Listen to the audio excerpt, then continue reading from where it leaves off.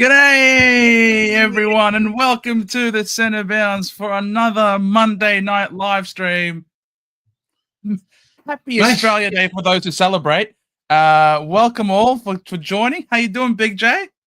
Yeah, 100%, Joe. It's mate, it was bloody hot today. I was stuck inside doing uni assignments, but very, very luckily was able to go out and watch North Melbourne train. So I haven't been there for a while.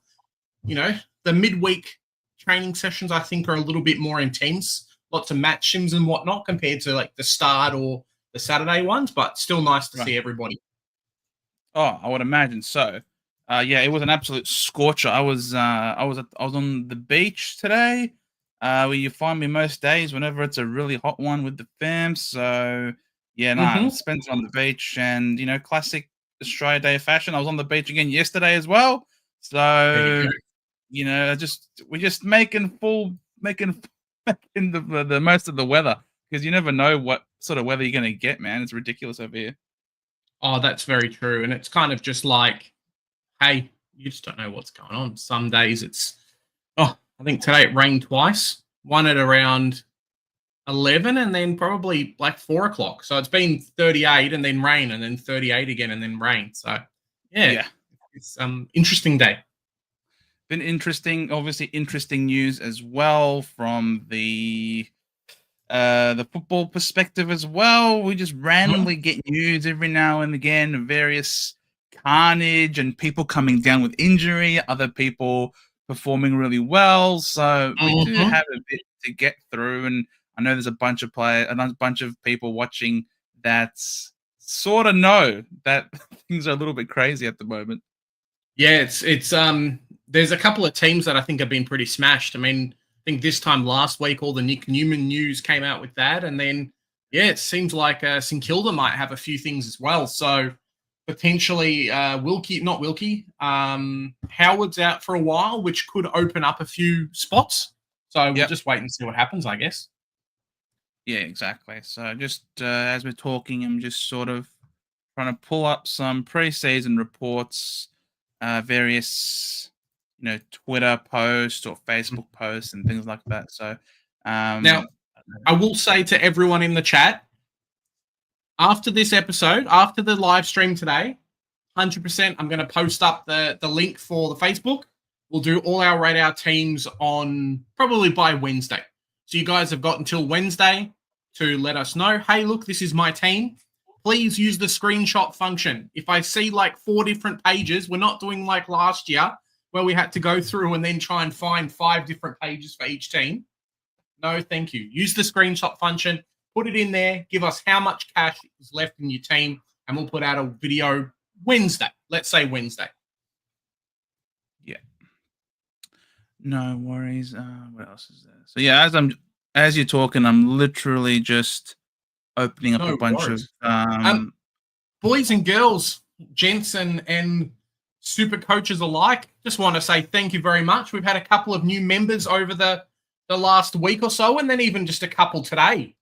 We've had Causa sign up to the coaches box during the week last week. And now we've got Velo jumping in. Velo's in, and one more, Blast from the Past.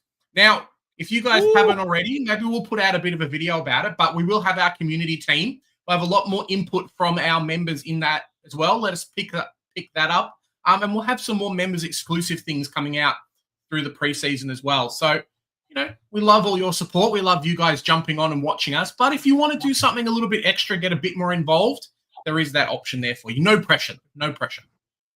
So yeah, much love, guys. You guys are absolute legends. And honestly, we're doing this for the enjoyment, obviously, and we love hanging out with you guys. And it's the banter and the community that we've built here that honestly makes it so much. Wouldn't be doing it without you guys. So thanks so much for getting involved. G'day, Harry. Good to see you. What's up, Harry? Causa, looks like English is injured. Can't wait to see who is going to be the ruck. Modified training program for a groin injury. Yes, this is fresh news straight off the press.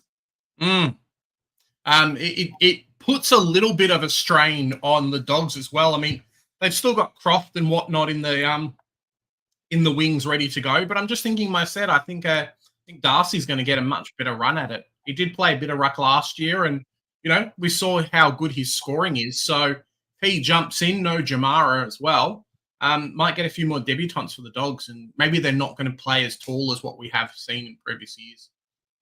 Maybe Rory Lobb plays forward again, Joe. It could be Rory Lobb, but man, Sam Darcy, you'd think Sam Darcy, all of us, but the thing is, there's also rumors going around that Jamara's having some problems. So, man, they'd love to clone Sam Darcy at the moment. Have one be primary ruck, have one play primary forward. So a lot of interesting things to play out right now over there at the Bulldogs. So that's going to be one that I'm going to be keen to watch as it plays out. Thankfully, it's happened a bit earlier in the preseason, like maybe January. So it gives the Bulldogs time to play around with it and see exactly what the best mix will be moving forward.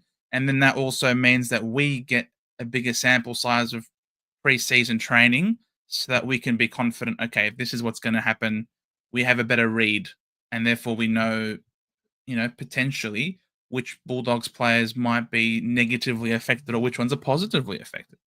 Yeah, definitely. I mean, it's just a shame that the Dogs don't have a round zero game. Otherwise, kicking goals, Oh, 100%. So, thanks for that, Causa. Michael, g'day, Michael. Good evening to you. What's up, Michael? Good evening to everybody. Cheers, Harry. Yes, everyone, press like. Don't forget to like us. That like button. Yes. G'day, Charles. Thanks for coming on, mate. Skits. G'day, Skits. Bit of carnage down at the Saints. Howard, possible broken arm, and Nazaya, Wanganeen, Millera, Hammy. Heard Caminita down back, and possibly Wilson. Yep, I've got that big footy page what are these people doing down there? Did it like a car drive through this and kill the training or something and kind of bump into a few players? Feels like there's too many guys injured for right now. Just hope. I saw something about Harry Boyd, the new pickup, our Ruck 99K player. Yeah. Hopefully, he's still there. But I did hear someone that he got injured, so maybe they were wrong. Naz with the physio was rubbing the back of the right hamstring off field with the physio. Has he had again for 15 minutes? Hamstring stuff before, Naz? Oh, you put me on the spot here. I think he might have when he first entered the league. Let's have a look. Let's see if he's missed any games. Boyd potential pec injury as well, Joe. So there you go. Kai, g'day, Kai. That's What's not up, what Kai? we want to hear. All right, I guess we're just avoiding all St Kilda players because they're bound to be cursed apparently this year. What the hell? Rowan Marshall's going to be back playing ruck again. Oh no, not the marshmallow. Don't say that. So played the 16 games in 2022. Mm-hmm. What the hell? Wait, 16 games in 2022. Who? Nazaya? Yeah. Yeah. They were 2, 3, 4, 5, 6, 7, 8. Yeah. 9 was a bye. 10, 11, missed 12. I think 22 only had like 18 games anyway because of. No, they got to 23. Did it? So he missed between 18 and 22. So potentially, but then he was playing VFL. So I don't know if he's had a history of soft tissue injuries. We'll have to look into that. But yeah, Naz apparently had a right hamstring being rubbed on with the physio. So does that mean he's pulled it? Probably not. Ross very vocal. Ross Lyon, Wilson half back. We're going to get you looking like effing Sinclair.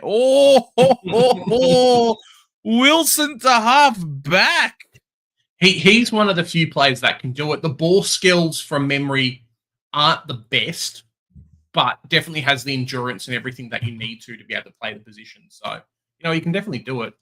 Give me 1 second. I'm going to grab my cable for my hands. Are there any current comments going on about Jonas? G'day, Jonas. Good to see you, my friend. CBD Monday, centre bounce dudes. Fair enough. Mate, Oh, the Saints TV. Oh, so Jakey's already reported it. All right, There you go. that's not great. Marshall hasn't trained the last 2 or 3 sessions. The last 2, I think, is correct. He hasn't. Marshall has not been in the last couple, but before that, he was primarily forward as well. So interesting, very interesting. I think Philippou has certainly been in more than Marshall has. I think Philippou. I think he This missed might have been today. the first one. Yeah, I think This today. might have been.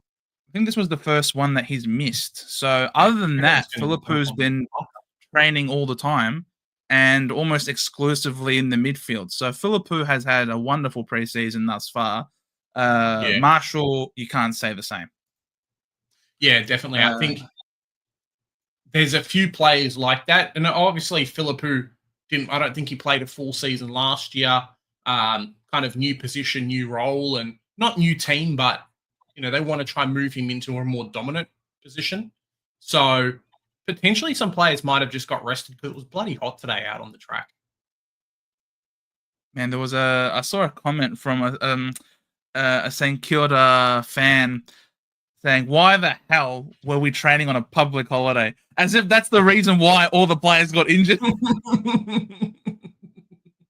Man, I don't think training on a public holiday necessarily is gonna cause injury, but well, that's it, right? Dodson just put Boyd on his ass. Boyd went down smiling, but then went into the room with the trainers and hasn't come back. So this is one of those memes where you're smiling on the outside, but underneath the mask you're crying. I think that seems to have been it's Dodson's fault, ladies and gentlemen. We can all blame Dodson for this. I think it's the only way he gets a gig. You got to come out and injure the number one ruck, take him down, slide tackle. Just to get a job. You can't be doing that. So yeah, I don't know. Interesting to see how Wilson plays, but I think Sinclair's been playing almost exclusively off halfback so far this preseason. So I'm very confident and bullish on Sinclair as a selection. Plus, he has the best buy. But yes, I like this. Yes, dead end. Dodson. You can call Dodson because he might have just kicked out our glorious basement price Boyd. But we shall see in due course. So yeah, a little bit of carnage over there at the Saints. So if you're a Saints fan, look away and pray. Is all we can say. Is all we can say. Hey, that rhymes. All that was rhyming. Meanwhile, at the Blues, another relevant side. Sam Walsh continues to put in hard yards. Yep. I mean, you don't really expect anything else from this workhorse of a machine, but he tested out the hammy. So he was playing the rehab group that include Kono and Silvani.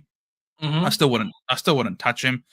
DeConning provided the only sour point of the match sim when he appeared to injure an ankle when jumping for a mark, but he was not sent for scans, with the club not concerned about any injury. So, for those who are really very particular about starting players who are 100% tip top, this might call into question whether or not you want to take the risk starting at Tom DeConning, because he did seem to tweak the ankle, but according to the report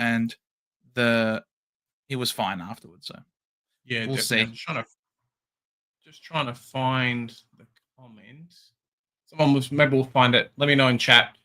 Talking about Gorn and Cherry is just locking in our rucks again, Joe. I know that we've kind of spoken about it off air and whatnot, but slowly, it might actually be coming to play again. Gorn, Cherry, and potentially a Flynn at flex. Could be laughing. Nah, until I hear that Sean Darcy is not playing early in the year. Okay. Sean Darcy I feel like Sean Darcy has to be in your team. With the way that they start their season, their run, their first month of football, man, Sean Darcy is going to go over 100K in the first month of football. Yeah, just look at the No, sorry, that was the wrong one. Maybe take him at flex then. Take Sean Darcy, chuck him on at flex. Yeah, Sean Darcy at strength, I think. That's flex. Because if you look at the ruck, you look at the first 4 weeks, right? So where is it? Fremantle. He's got the Cats, who don't have a ruck. Swans, West Coast, Who Dogs, don't have a ruck. Yep. Richmond. Yep. It's pretty good. Like, his first month of football, outside of maybe Sydney, but he should beat Grundy. Like, let's be real. Yeah. Grundy's not that fantastic. So he's first, and he's got the Qatar luck. Yes, Cap and Flash. Just for extra little Arabian Nights. He's going to get him up and running, bro. He's going to go crazy. Qatar's going to get him up and going. So really excited about that. Oh, G-Bags, how you going, mate? Thank you very much. Thoughts on Will Ashcroft as an M4, tossing up between him, Chera, Oliver, and Reed. Also wanting to know if I should pick Peatling or Sanders. Kind of two questions, almost three questions just there. Will Ashcroft, Joe, I don't mind him. Early buy, obviously, is a bit of a difference than a few of the other players there on the list. I think he's still injured at the moment, if I'm not mistaken, but Brisbane have a decent run, especially for midfielders. Their run is glorious. Yes, he has an early buy, but I do think it is offset by the early start. I mean, Geelong, the Swans, West we don't Coast. care about round 0, so. Exactly. So we don't care about that. So he's got the Swans. I think this game's at home. West Coast, obviously, will smash. Richmond will smash. The Dogs could be interesting. Collingwood, he should do really well against. So he's got a really decent start to the season. So you might think that this offsets the bye.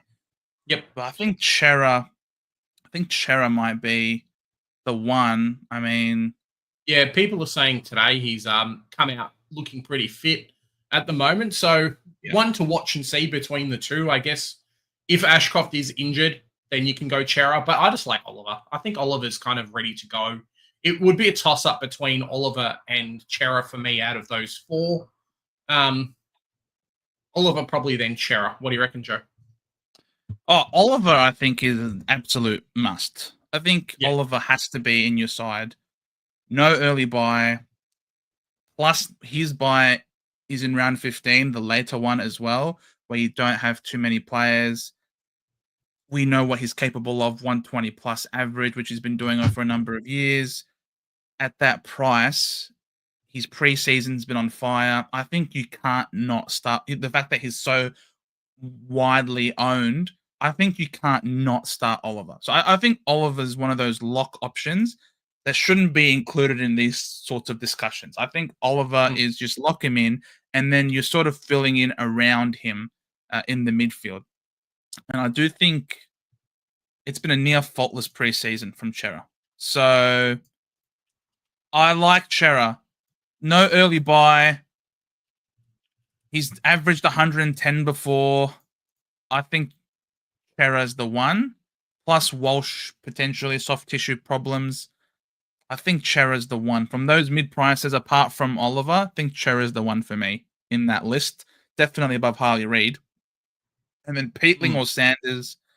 I've said all along that I like Peatling so far this preseason.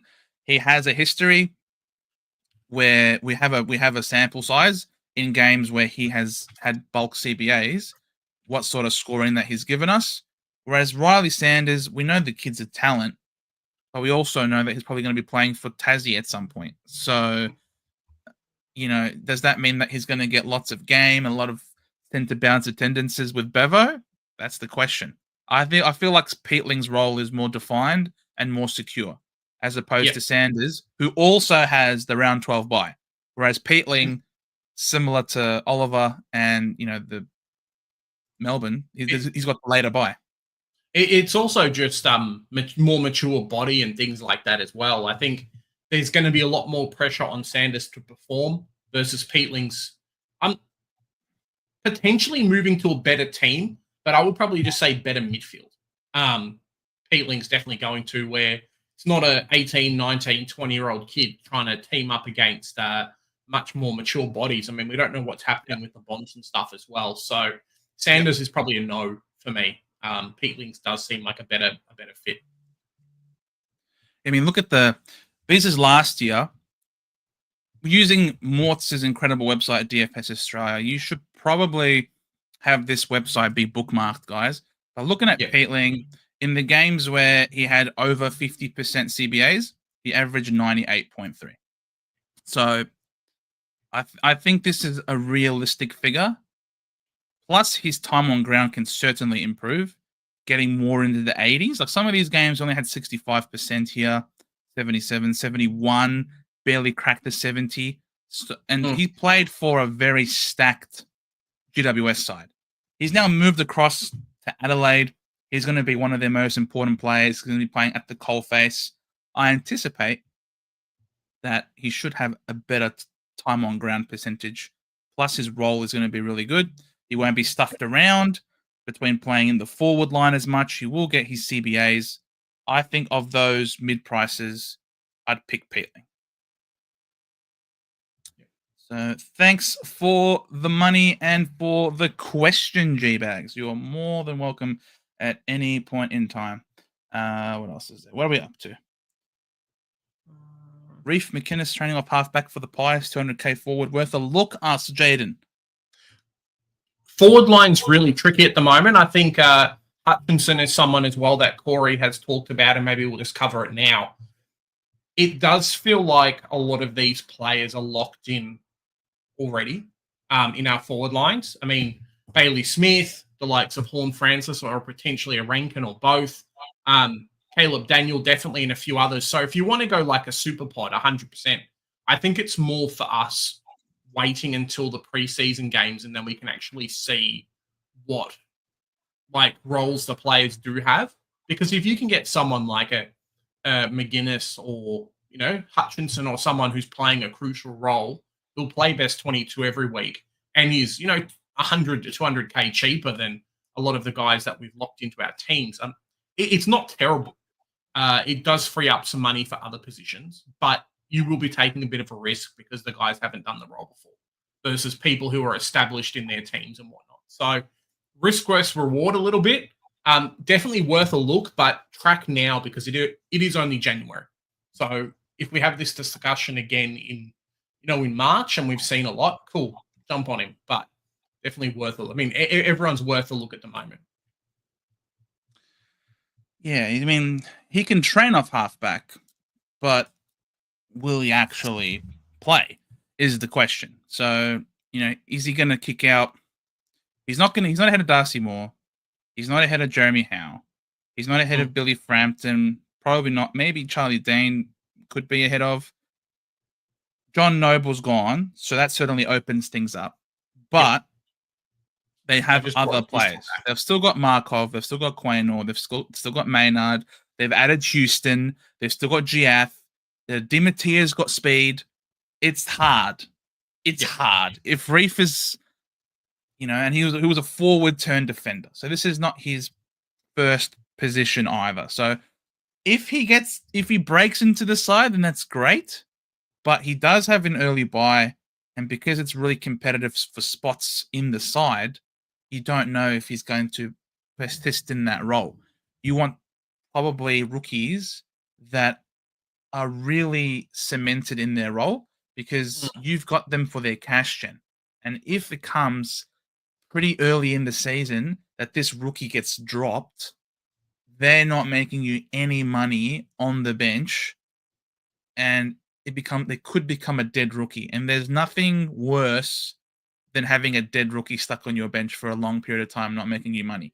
You fall behind very quickly when it comes to the cash generation. So for me, I'd much prefer to have rookies that I'm a lot more confident in with their job security personally.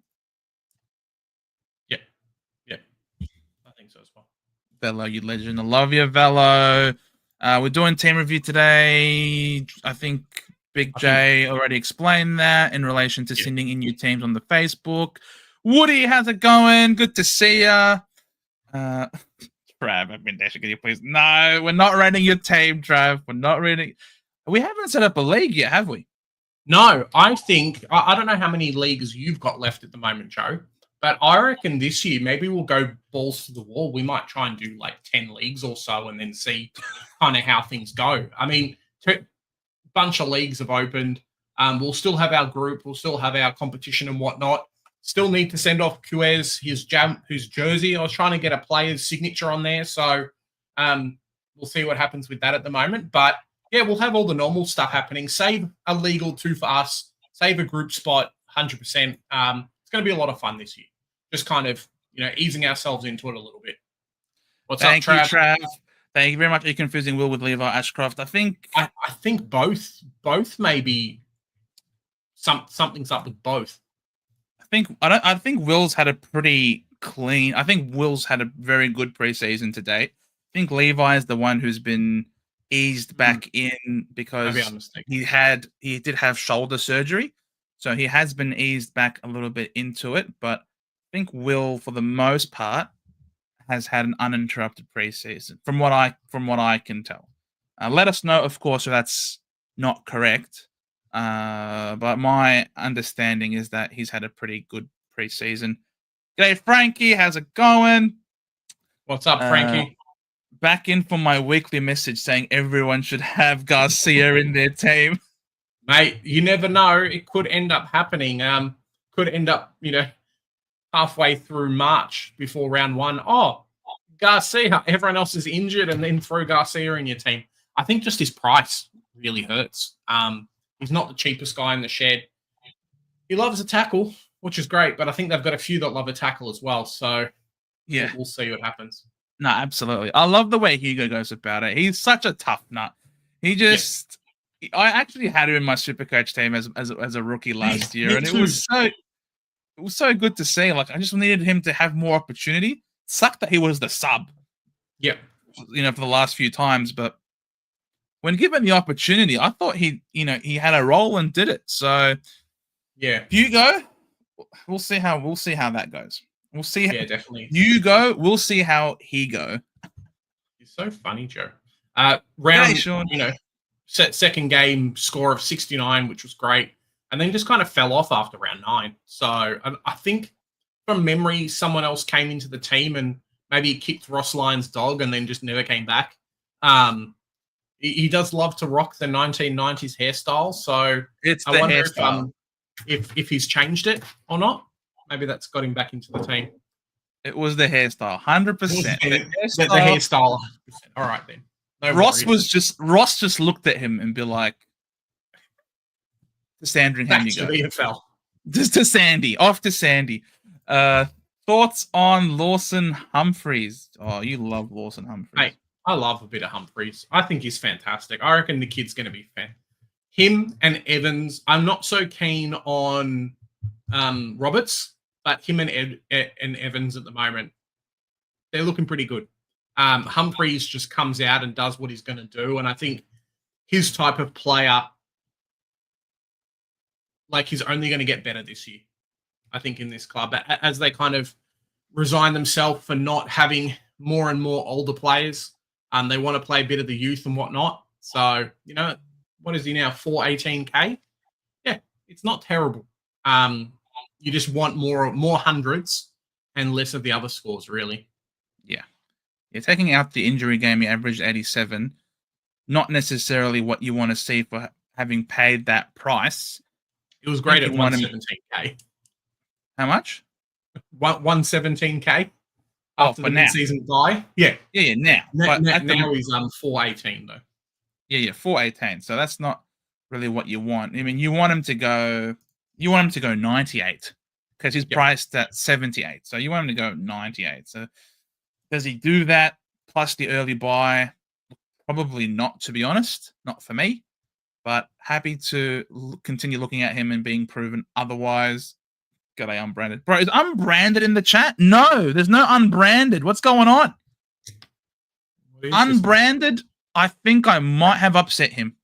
No, maybe he wasn't a bot. Say hello. Maybe he wasn't a bot.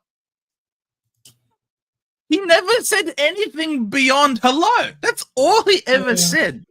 I had to question it. You've summoned him back now. He's going to just say hello and then we're good. Unbranded, I'm sorry. You're not a bot. Forgive me. Unless maybe he is a bot and because we called him out, he ran away. Lethal, welcome in for another Monday. Welcome to you, my friend. Yes, Elliot, 4 to 6 weeks. Ooh. Look, it could have been worse. People were concerned that it was going to be an ACL, so it might seem crazy. You might think I'm being mean for saying this is good news.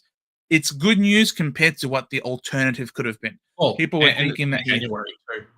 Yeah, exactly. I don't know if you've just seen at the moment, Joe, but JD has shared something. Mateus Philippou on crutches, apparently. Get out of here. Yeah. What? Yeah. What? Let me see. No. I don't want to see this or hear this. You can't be serious. I don't know if that's going to work, but yeah, that doesn't work. Sorry. Does that work for you? You could have sent it to me. If you guys want to look up, yeah, a la coup, look up Mateus Philippou. We'll see. But yeah, posted Mateus Philippou on crutches. So please, what? This, bro, what is he doing? He just says, "I've heard Philippou on crutches. Please don't be true." Right? You just hear something and decide to share it to the world, do you?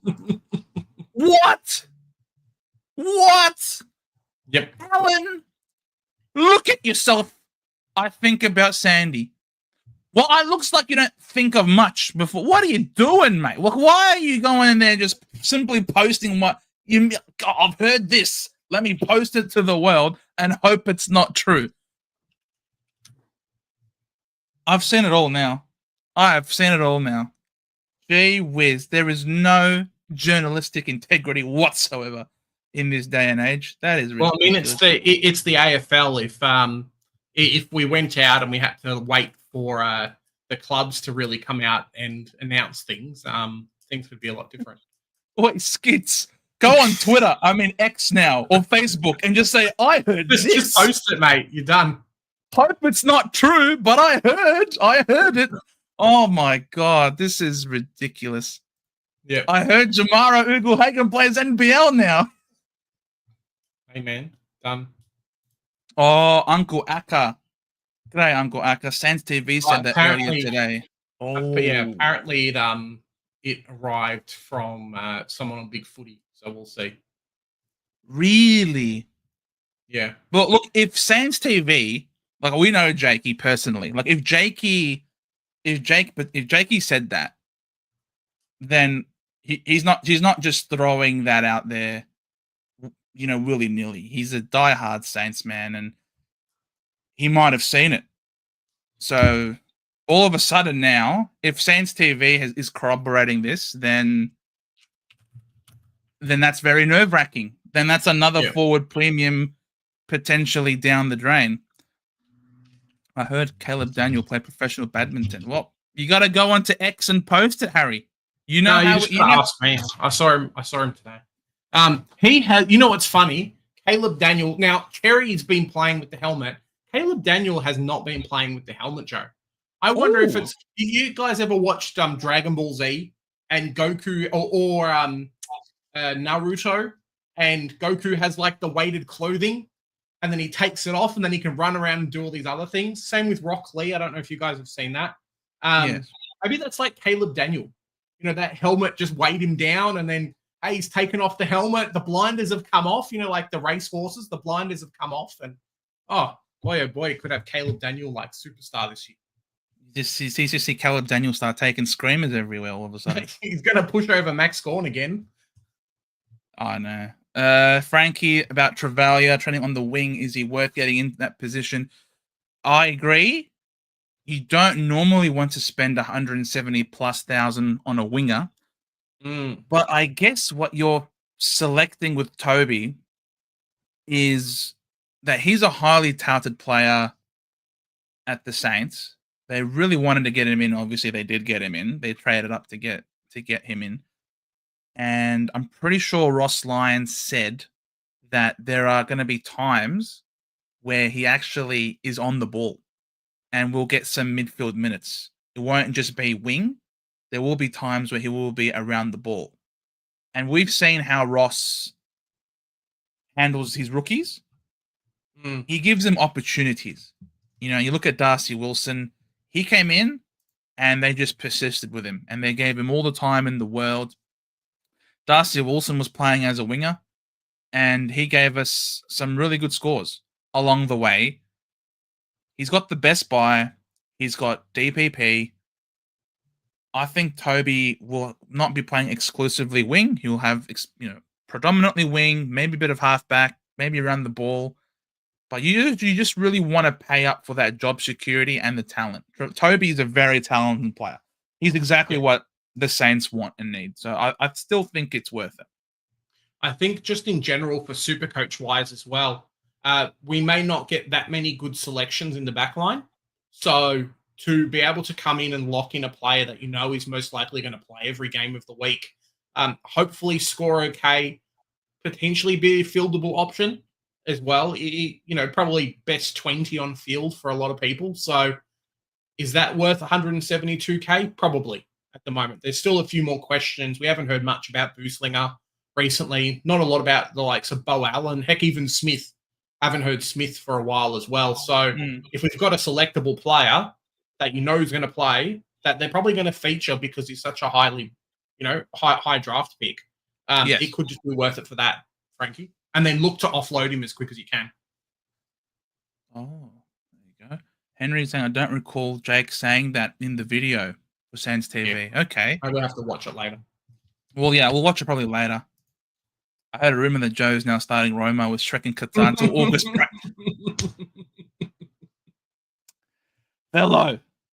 Done. Don't say that. Shrek is not going to be in Qatar until August, bro. That's a lot of dollars, man. That's the whole season's all gone. Him stuck in Qatar. You can't do that. Imagine Daniel takes off the helmet and he's 6 inches tall. Man, his hair, you've seen his hair is about 6 inches long at the moment. So gel it up and hey, presto, we're done. Sounds like Caleb Windsor of last year. Is he the Caleb Windsor of last year, though? Potentially, but I think with Windsor just being a midfield spot, the situation's a little bit different. Yes. We might only get 5 rookies in the defense this year. I'm really worried about all these teams that we've seen at the moment that have, 3 or 4 guys on, well, maybe not 4, but definitely seen a few teams that have got 3, cheap defenders on field in the back line because we might just not get it. They might just not be, I think what Toby can do, what Caleb doesn't do, is Toby can take intercept marks, and that's really where he flourished in the juniors before obviously getting drafted. He was a great intercept and then run sort of player. Not a bad ball user either. I feel like Caleb, his ball use can be hit or miss, and Caleb's best attributes are his running and gunning and line breaking ability, takes the game on. They are slightly different players. I think Toby will probably be a bit better when it comes to the Supercoach scoring. And I owned Caleb Windsor and I didn't have any issues with it. Same thing like when I owned Ollie Hollands, was playing on a wing. I had no issues paying slightly more for a winger that I know that they've got decent job security. If you've got the security, I don't mind necessarily if you're a bit of a slow burn with an occasional spike.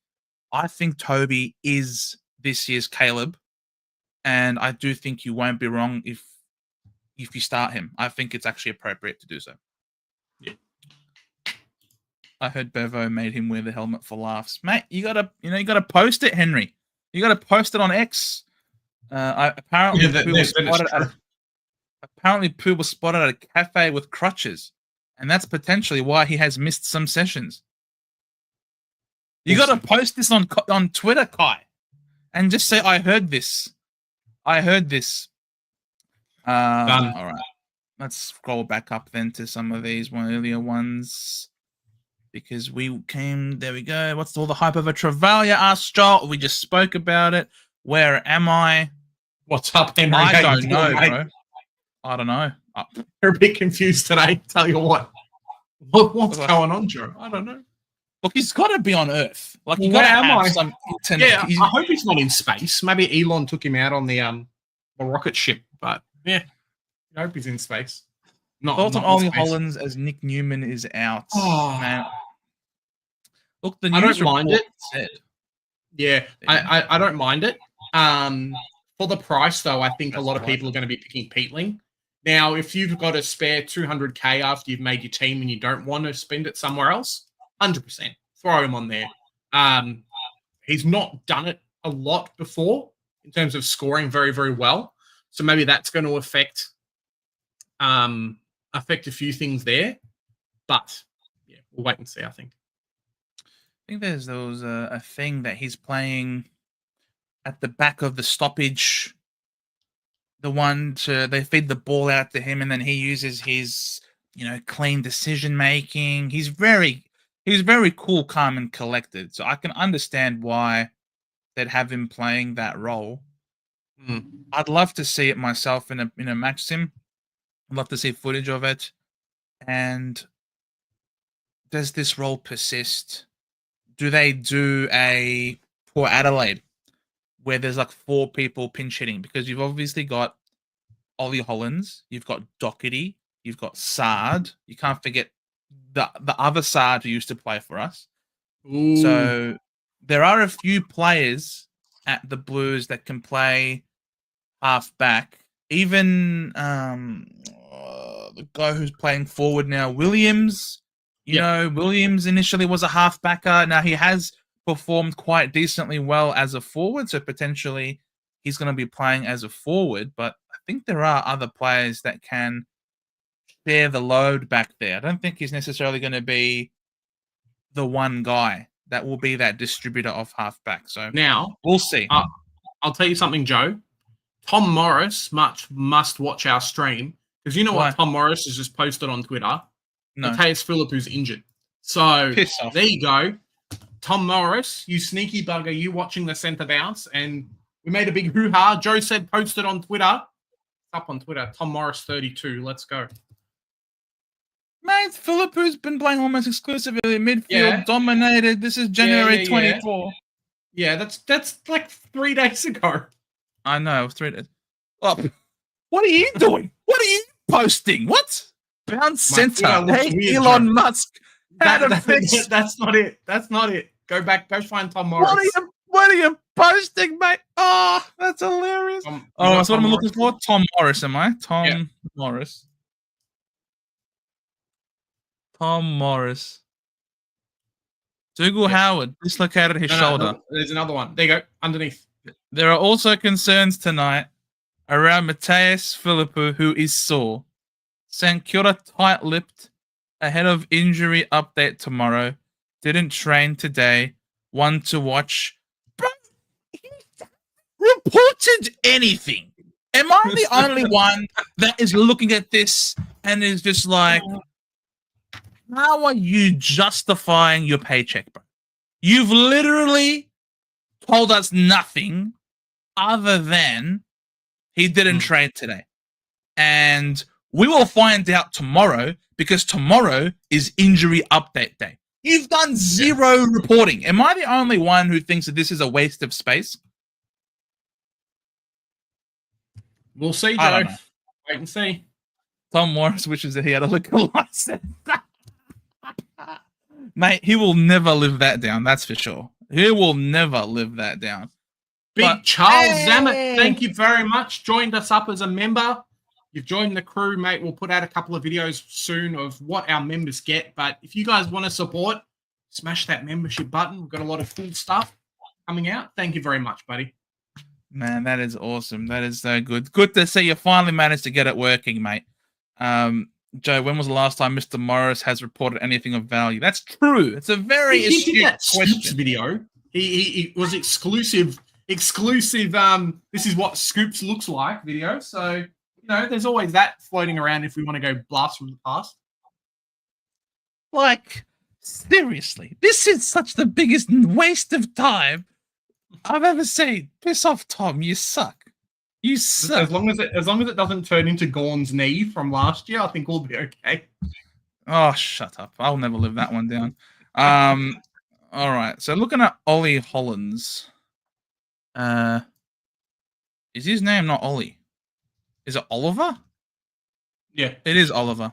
Bro, if your name is Oliver, your real name is Ollie. Like, get out of here. No one calls you Oliver. Like, seriously. He ended the season at halfback, you say, last year. Well, it wasn't taking any kick-ins, and if you're playing half-back, Mm. we want to see kick-ins because kick-ins are 3 points. If you have kick-ins, it means you have a higher floor, which therefore means greater consistency, which therefore means less chance of you dropping in cash and having, at worst, you sort of just float around where you are. But primarily, the best thing is that it continues to go up. So Yeah. I want Hollins to get more kick-ins. So, I mean, let's have a look at those. I mean, he's had time in the forward 50, according to this one. Not a lot of the pill. What about the week before? Oh, that was a bad game against Brisbane. This was a loss against St Kilda. He scored a 96. You know, a bit of wing action, but it seemed like it's maybe a higher press potentially. Yeah. 116 against West Coast. Oh, everyone scores big on West Coast, luckily. But this is wing. This is wing. Look how he's almost at the goal square though. Like he playing this role, he would have been majority wing, but definitely that. Hey, the person takes the kickouts, and there you go.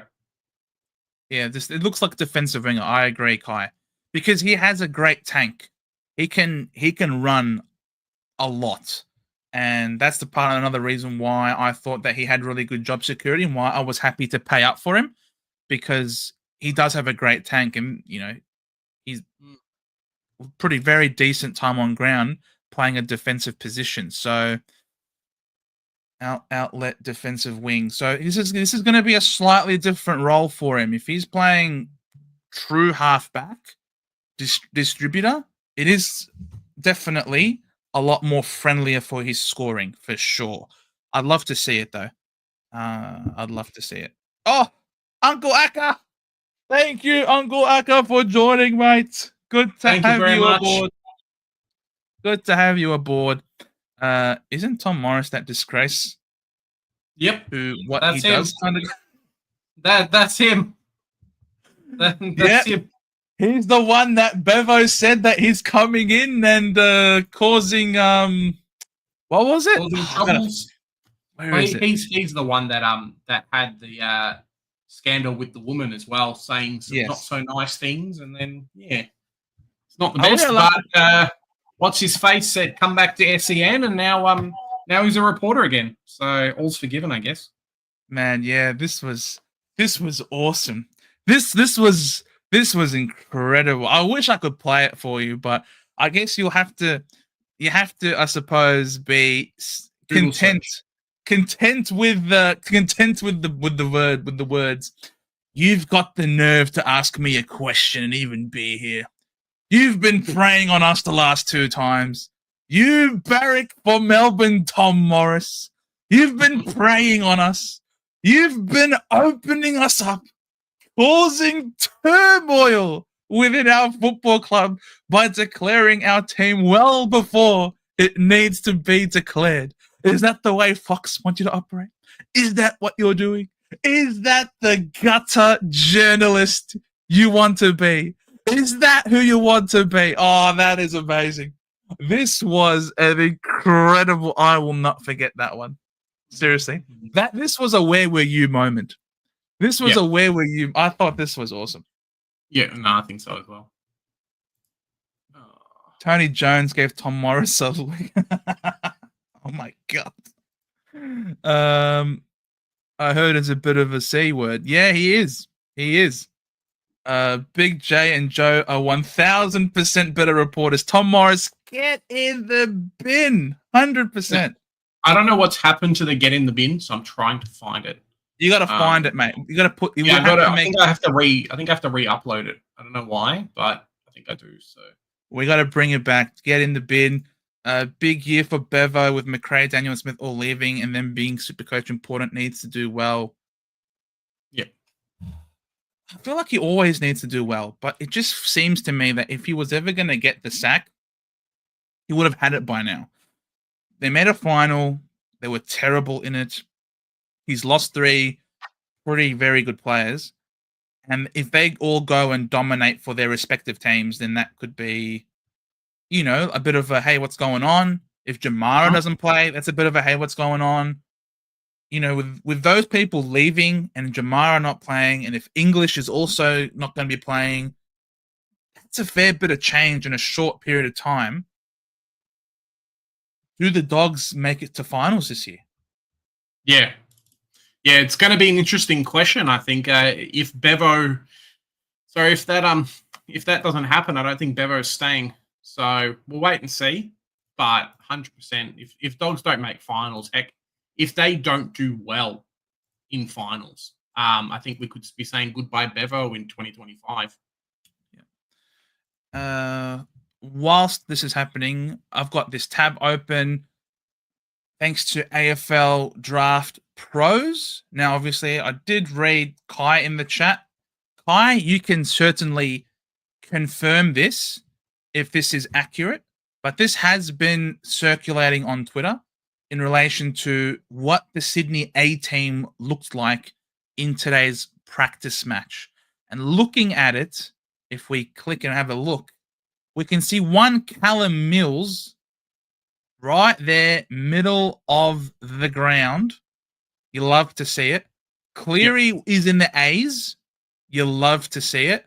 Roberts is half back and Lloyd pushed out to a wing. Interesting. No Bice. Bice is not in the best side. Of course, this is without a bench. But as you can see, McCartan at full forward. As you can see, someone noted that as well and kicked a couple of snags. So this could be a little bit of cooking from Cox, who's got the head job at the Swans. Could be really interesting. Millsy, come on, get in my defense. I'll love it, Cap and Flash. Could very well be. If he keeps him there, middle of the ground, that's the Mills that we want to see. Yeah, 100%. I mean, just his price is definitely very tempting as well. But if we know a set position, Mills, Joe, we're good. McLean and McDonald not fit at the moment, potentially. So relatively Sydney lineup and probably add McLean, Popula, McCannony, Sheldrick, and Jordan. And that's the best 22. Also Grundy over Green. So that could be really interesting. Could be really interesting there. So Mills, man. Mills, this is the one. This is the one. Mills is playing centre bounce in and under midfielder. At that price, you just can't not almost, I feel. Because you've got a primo. You've got a primo. At 370K. You got a primo. Yeah. I don't know about you, Joe, but I'm actually warming up a little bit more towards early buy players, being like, cool, we'll take it. Just I think the round 12 buy has me quite scared. I think a lot of teams have that. A lot of people have got North, a few Carlton, and some other players as well. So taking a Whitfield, taking a Mills, I don't think is going to be the worst thing in the world for us this year. As opposed to kind of what we thought about a while ago. Yes. The good Skits got that. I like it. Well done, Skits. I can trust you to get my jokes. It's so yes, back, I like it. It's back. Get in the bin, Tom Morris. It's back. Get in the bin, Tom Morris. Piss off. Piss off. All right. What else is there? Suck crap. You get in the bin. All right. We sort of spoke about the Saints. Riley Bice might not be the defensive walk-in starter that we thought. That's all right. Yeah, that's fine. They just be better off. And the beautiful thing as well, I don't know if Cause is watching. Could be, because commented before, but Cause has been posting as well, saying if a lot of us have Mills, we want to get those 23 players on field. If we've got Mills, Bice might not be an auto-occlude anyway, just because it's two players out from the same buy. So potentially that works out better for us. Well, who would the other person be in the back line? Oh, well, they've still got Roberts. They've still got, I mean, for us in Supercoach or like Sydney. Right. So, Callum Mills, yeah, I'm loving what I'm hearing from this. He was obviously in my team reveal, and really happy that I have set it up with Callum Mills in there. Tom McCartan, not going to select a forward. Heaney had CBAs. Chad Warner, mid and deep forward for the Chad. All right. Have fun in WA. Chad is gone. I'm sorry. I'm sorry, Kai, but if Chad Warner's playing deep forward, that's pretty bad. Ben Patton, impressed in defense. Hey, that's pretty interesting for 133k defensive forward DPP. That's not too bad. Yeah, I think so as well. And he's got, and according to Kai, Vice would be behind Patton and Florent. Oh, who would you have ahead of Patton or Florent, Kai? Is Patton a worthwhile selection at 133? No, I don't think so. I'm going to quickly grab some water. Year. Yeah, you do that. I'm going to kick 50 this year. Interesting. Very interesting. Let me just scroll back up again. Where were we before? Jesus Christ. We've covered a lot of ground. I'm trying to get back to where I am. You lads playing footy this year? No. No, I'm more of an analyst slash commentator slash shit talker, Harry, as you can tell probably. I am mates with Travaglia's little brother. Oh, yes, very nice. Lob forward and Bustlinger into the side. Well, you'd hope that Bustlinger comes in. Would be awesome if that's the case. Geelong is looking at Matt Rowell. Geelong is looking at everybody, Causa. It's ridiculous. But if he goes there, wow, that would be a good midfield mix. Good mixture of in and under grunt plus dynamic burst. That would hurt. Cap and Flash, thoughts on F7, F8 rookies. I got Horn, Francis Smith, Pooh, Daniel, Hewitt, and Erasmus, F1 to 6. Yeah, I mean, at this point in time, I wouldn't be sweating on the rookies. They will become known to us more as the season goes on.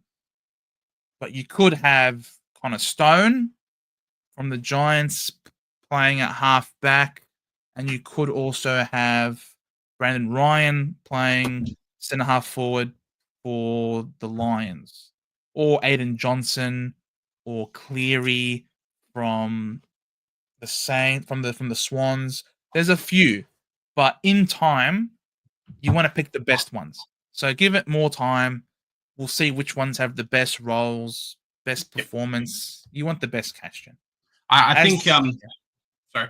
I think as Joe's kind of alluding to, because it is so early on into the season as well, just lock in. You know, if you can lock in 121k players or 123k players in the backline or a majority of positions outside of the top 10 pick players or the guys like Nevitt who are kind of returning, you're going to be okay cash-wise. I think being January, whatnot, it's easy enough to come in and swap a player. It's hard to find the extra 80k to get up to a Trevelyan, though. Yeah. Pattern for better lockdown, defender, less distributions, and more lockdown. Okay, fair enough. Wouldn't trust, Hold Your Ghost says, wouldn't trust Bevo with Bustlinger. Wouldn't trust Bevo with a bottle of water. He might exchange it for Powerade or something and say, this is better. Swapping Pooh for McRae if the rumors are true. Bro, you should have had McRae to begin with, in my humble opinion. Yeah. You need McRae, I think. I think you need McRae. The guy's playing exclusively midfield, recruited there for a reason, ran away from Bevo, went straight to Ross the Boss's arms. It's gonna happen. It's gonna happen. Do we know how long English is out for? No, not at the moment. Also, thoughts on Darcy going to Qatar. Are we going to see another Yoma go? Well, that's what I'm thinking. And that's another reason why a lot of people are also pretty big on Chera. Because Qatar, specifically in Doha, they've got this incredible... They've got all the leading sports scientists and physios and things like that are all there in the one place. And things that would take us months to tee up, from this specialist to this guy being referred to this person, it's a very slow process. But in Qatar, there is literally a precinct there. There's a center, and athletes from all over the world go there. It's not necessarily our medical system is shit. That's not that. It's just that theirs is so good, all of it together, and what normally takes a long period of time is very quick and short. Plus, our funding at AFL level just can't simply facilitate state of the art, world leading medical programs for each of the clubs. We just don't have that here.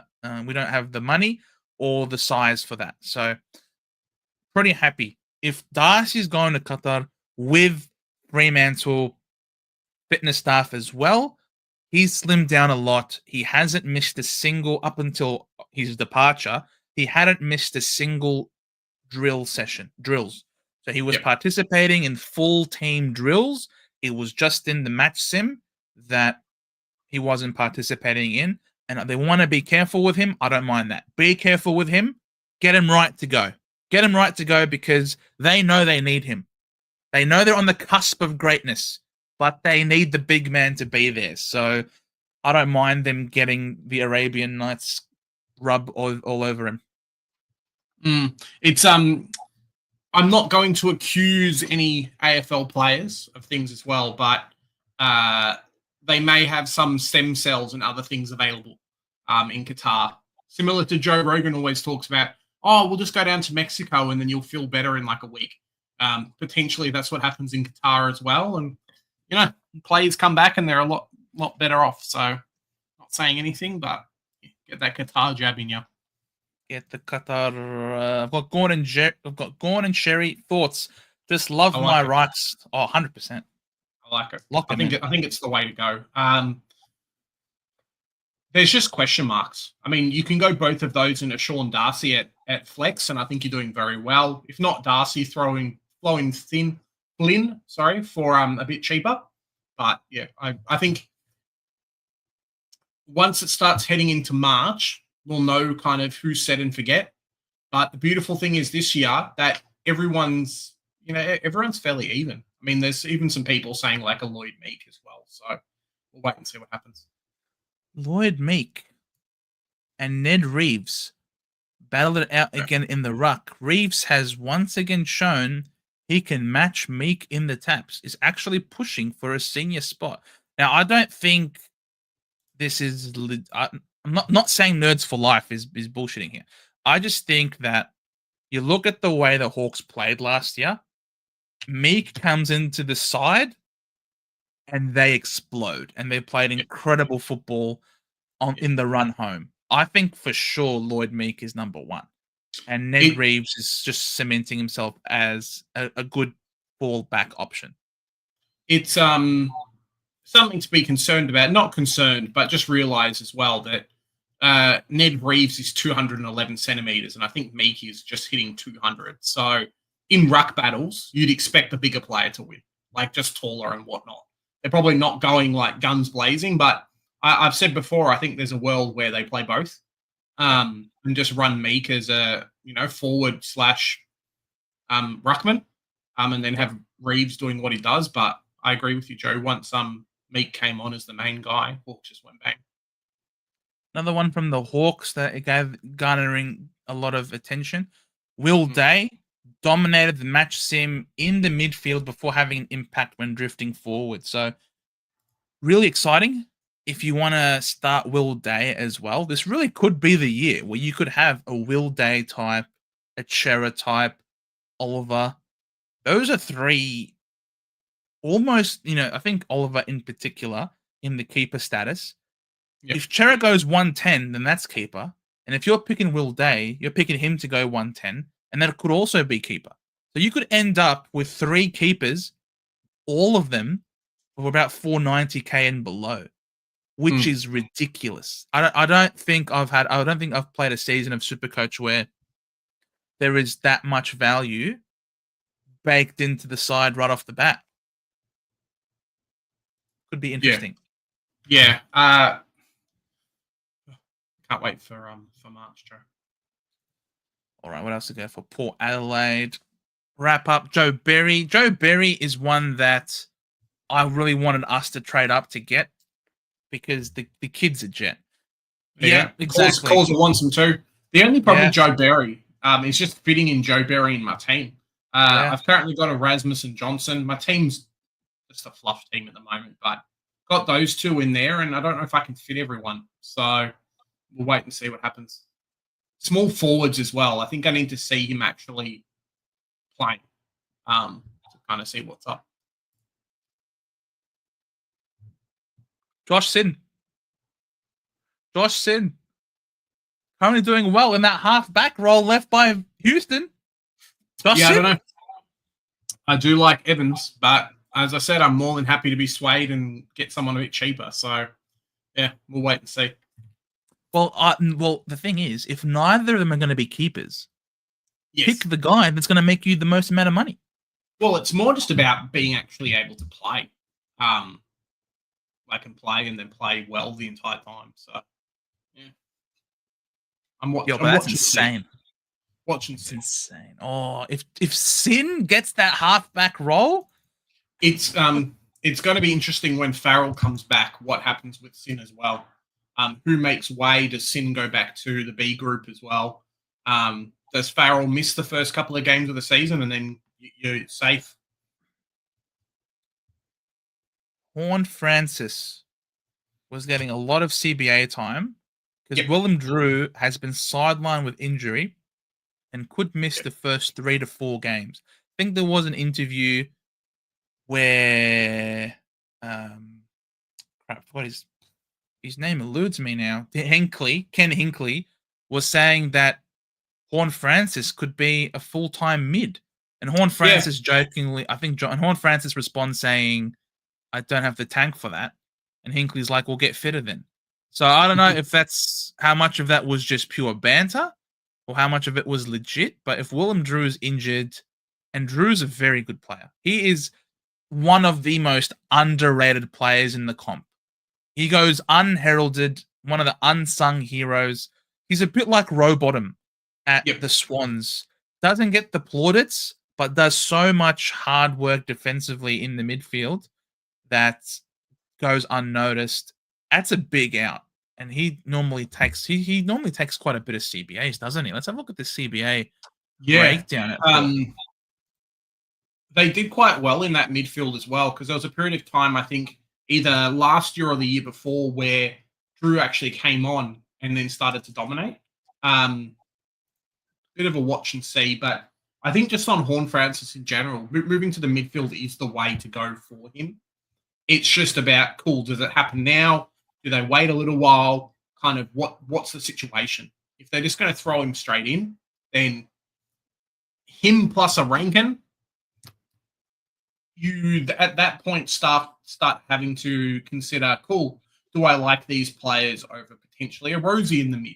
Do I like these players over a few other guys in the mid as well? So kind of a toss-up.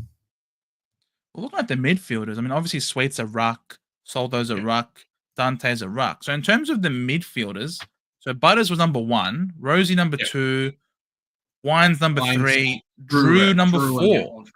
You know, so that's 56% now of CBAs that Willem Drew was attending, and he's missing potentially the first month of football. So who's going to get the bump? Well, you'd certainly anticipate Horne-Francis would get a bump, potentially Wines. I think, you know, you could end up having a new 4 of Drew not in there, Horne-Francis going up, and maybe a bit of Mead action, because Mead does have some pretty good legs, but you could end up having those 4 of Butters, Rosie, Wines, Horne-Francis. And if that's the case, could see a lot of good scores from Horne-Francis, and that sort of makes me a little bit nervous because I decided to forego him in my team reveal, thinking he's priced at 99.7. He should go around about that mark. Therefore, I can trade him in a bit later. Let's see what happens if he has over 60% CBAs. Now, this is an injury game, so we'll discount that. So in games where he has over 60%, because this is what we anticipate he will have with Willem Drew out of the side. So if it's over 60%, last year he had 8 games, averaging 104. So that's within the range. So that's less than 10 points. That's almost 5 points above what is currently priced at. I don't know. I think you can still afford to not start him. Yes, Yep. he might put up some good numbers in the meantime, but it's not like he's going to burn you because he's priced at very close to this price anyway. He's priced at 99.7. So let's just say he's priced at 100, and if he goes at 104, there's only 4 more points than what he's priced at. So it's not like he's going to explode in price and be out of reach. Plus, he has a really bad buy, sharing it with a bunch of other players in round 12. So yeah, so I reckon, as I said in my team reveal, and as you say, Ghost here, I think it's appropriate, really, to not pay up that much and use the money elsewhere all around, knowing that you can always get him at a later point in time without him being out of reach. I think another point to jump on with that as well is that Horn Francis is probably pretty close to appropriately priced. So you're getting close to 100 average for what he's going to be scoring. But there's other players in that forward line that are going to offer us a lot more in terms of reward. I mean, no one's foregoing a Caleb Daniel, but imagine if Luke Parker goes off, if a few other players go off as well. You could end up being like, cool, I get the appropriately priced guy now, or I get a cheaper one that's going to score well. And then maybe I can go an Oliver or a Cherry in that midfield and not have to worry too much. Exactly. Because we all start with the same amount of money. So what's going to be the differentiator between all of the teams? It will be it's the players that are able to finish their team with the best players they can afford quicker. And so if you're starting a bunch of players that are appropriately priced right from the get-go, as opposed to starting a bunch of players that can score potentially slightly less or in the ballpark, but for substantially cheaper, you can fit more of those players on your field. They're all going to be making money because they're all substantially cheaper, outperforming their price point. And you can then use the funds that you've generated from this cheaper investment to trade up for the better players down the track. You've got 40 trades this year, like we did last year. That is a lot of trades. Having said that, it's very easy for those trades to run out. But certainly, if you can get better scoring than what they're priced at, you're laughing. So looking at a Parker for sure, as opposed to MJ, how you doing, mate? Thanks for jumping on. MJ. Damo, thanks for jumping on, Damo. Are you guys going to be doing an open league this year? 100%. Just have to figure out the details. Keep over some we'll have our groups and open leagues and best 18, 24s, whatever as well. So yeah, just keep an eye out for that kind of stuff. Save us a spot. Save us a spot. Mate, we've got some incredible people in the chat. Wow, that really got me excited. Frank, he's asking Brayshaw or Sarong. This question was over an hour ago. Holy crap. I'm very sorry, Frankie. Sorry, Frank. Brayshaw or Sarong, I don't mind either. I think for what we know we get out of him, Brayshaw's the one. So Sarong's the one. But he is a little bit more expensive, and there has been a little bit of talk about potential preseason injuries. I mean, it is January, so we don't need to worry too much. If Sarong can have anything close to his start from last year, mate, you're on to a winner. So a lot of people are going Brayshaw. That may be the way to go just from preseason reports, but I think it's just a bit of a toss-up at the moment. A lot of people not talking about Hayden Young as well, who I think is basically going to play straight midfield. So he might be one to chuck in if you've got some money left over as well. Yeah. I spoke about this in my team review. I've gone Brayshaw at the moment over a Sarong type. Gave a couple of reasons for it. Firstly, full preseason, he hasn't had that for a long time. Post-buy, he went on a nice run, average 116.5. that Yep. is certainly keeper status. If he's going 115 plus, then Yep. that is top 8 to 10 caliber midfielder. Got the best buy. So you're picking between Sarong or Brayshaw. Sarong got a lot of the attention from the tags last year. Frees up Brayshaw. Great two-way player. He's the one who's got a contract year. So they're going to try all they can to keep him at the club. You'd anticipate more CBAs, and the preseason reports are suggesting more CBAs. So value for money. Go Brayshaw. Sarong's fine, just managed. But Brayshaw eats 42 days for breakfast. And I want to pick someone that can thrive in any condition. Brayshaw is my guy. Done. All right. Let's just scroll down. G-Bags have thoughts on any solid midfielders under 350k. Peatling, Sanders, and O'Halloran. I think Peatling for sure out of all those options. I mean, we were just talking about Hollands as well. I think he's 333, and I think there's a couple of others. I think there's a couple of others in there too. So we'll see. But the 200k guys are just really good. So the problem with 350k is that you're picking them maybe not to make money, but to actually be keepers in that price. Now, if you've got 350k left over and you want to pick a player, cool. But generally, you're picking them as a decent enough stepping stone, or as a guy that you want to try and keep, like a Peatling for the whole year, and gain some real value and probably offload at his buy. So it takes a little bit to actually think about it and fix it up. Yep. All right. Durham, says Tilly, man. Look, I love me Sammy Durham, but he's going to be playing a bit too much forward, I think, this year. I think we're going to be giving him a bit more half forward role because he is very dynamic. He can fly for a mark. I'm not entirely sure. He might get a similar amount of CBAs, but we are also incorporating Elijah Sardis in there now as well. So I think we might see more forward time for Duz. I love him to bits, but I won't be selecting him for Supercoach this year.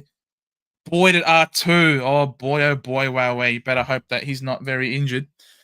Mm-hmm. Hutchinson could be the biggest gainer from the Yo injury. Could very much be. I have been posting a bit though. Like, just be careful because he could potentially be out 4 to 6 plus some rehab. Now that only might be like round 1. So just watch. So Hutchinson was very good in the last couple of rounds last year, and I think the last round of the season he got 100. So I was very, very happy with that in my forward line. Yeah, of course, you'd be very happy with that. That tackle machine. Line. Yeah, so that's fine. Thoughts on Bolton as my F1? I love Shea. I had him as my breakout candidate when no one was really talking about him earlier in the preseason. Playing, I think, a bit too much forward for my liking to be considered as a true F1. I was hoping that he might have a bit more midfield time akin to a Rankin last year, but that's not happening. So F1, you can go even cheaper all the way down to a McRae. If you really want to save money and have true value in your forward line, I think having someone like a McRae as your F1 just enables you to build a better team elsewhere. Plus Elijah, I think Hewitt and Stone, Kako, Joe Berry. I think there's a few rookies that are fieldable at F6 and F5. So I think you can afford to go down to a McRae as your F1. But if you're really bullish on Bolton and you think that he can well and truly surpass that price point, then you can do it. I don't have any issues with that. Really keen on Cleary at the Swans. Well, he was in the A team. We sort of showed that. I don't know if I still have it here.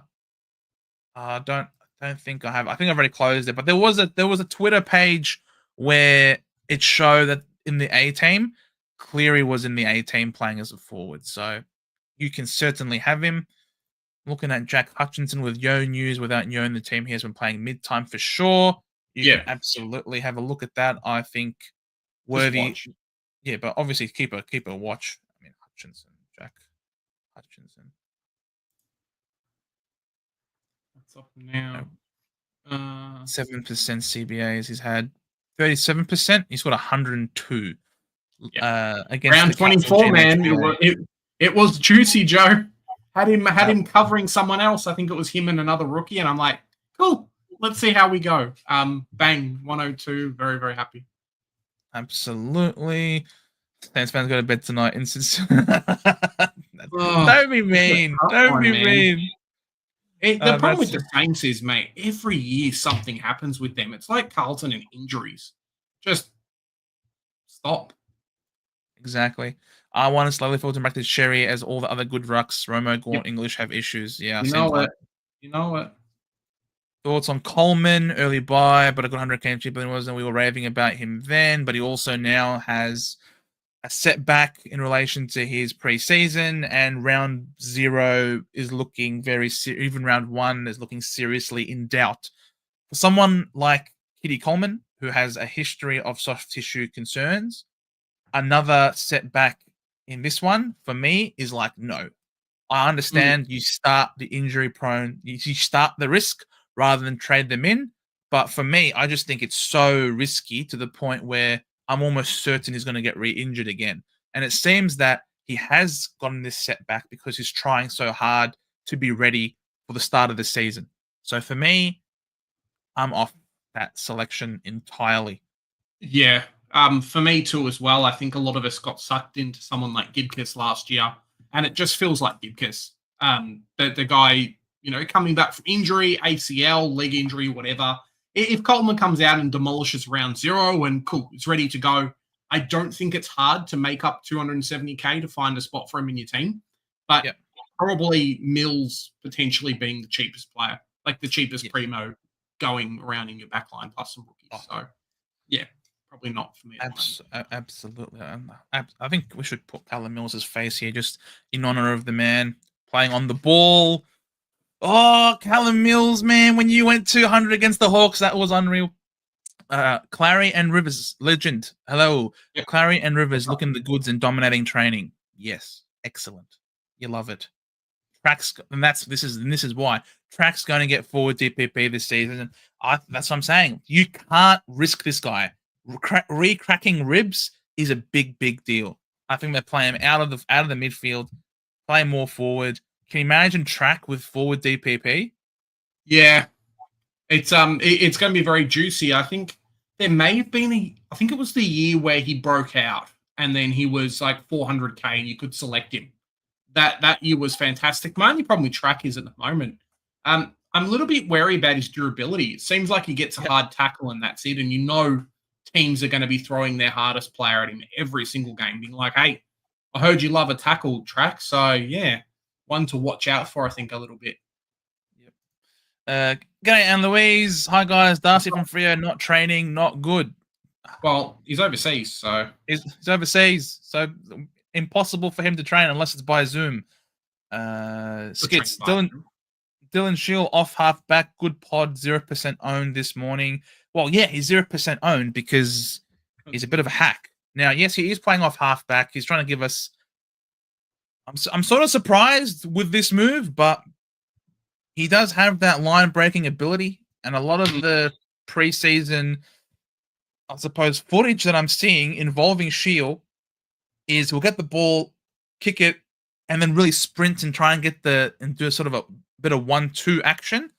So he could be sneaky, but for 413k, no, I'm not paying up for. Yeah. I'm not paying up for that. I think Ree Shield, it's more just them trying to find a spot for him. The team's getting better and whatnot, and he's not really played over the last couple of years. So I think there's a comment down in the chat somewhere about every second player is going to be in the Essendon backline. So we'll see. No, I mean it's mostly cemented. There you go. Sounds like 90% of Essendon's team will be playing across halfback. Well, can't wait for the Harry Jones halfback. Yeah, I know, right? Nah, Harry Jones can take a mark, so he's going to play halfback. Look, it'll probably be. Look, it seems that we're persisting and really trying to have Shield playing there. So maybe Shield is there. Obviously, Ridley will be there. He'll always be there. You got Redmond, maybe as a medium sort of defender. We might have times where Merritt might slide back there, but it's mainly in relation to just following the ball. I think Merritt will be primarily following the ball. There'll be times where Saad Al might drift from half back from the wing to half back. There'll be a few players, and I guess the general idea leading into this question from Marcus, thanks for the question, Marcus, of Jordan Ridley, is we just have so many chefs in the back line, so many chefs in that kitchen that it just feels like they will all be sharing points. McGrath loves to run off halfback and he loves to kick the ball himself. I don't want him to kick the ball, but he loves to kick the ball and turn the ball over like a spud. But Ridley kicks the ball, McGrath kicks the ball, Redmond kicks the ball. If Shields gonna kick the ball, you'll have Roberts, you'll have Sadal Howlett. There's so many people. So for me, too much point sharing. So Ridley is not in my side at the moment. No, not for me too. I heard Rankin left training early. Oh boy, that's big news. That's huge news if that's the case. He's very important to the Crows. And also means I'm not starting him. Laylor or O'Sullivan? Well, I think Laylaw is still injured, so if you want someone juicy, go for Foss. I look at him today. Looks like he's going to play. Missed your cause. You should have come to training. Skip work. Foss looked really good. I think he's going to play early. Around the ball, potentially some wing, half back. We'll see what happens, but just really good. Loves to tackle. Really, really good ball skills. Has pace and agility. So similar to a Taron Thomas type, I think, kind of his build and what we'll see from him.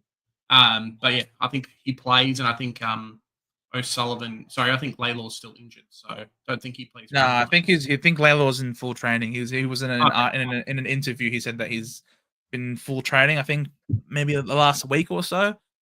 And he just has the better role. So if you're gonna have to pick one or the other, I'd personally be going with Laylor. But personally, none of them are in my team. No, none of them for me at the moment either.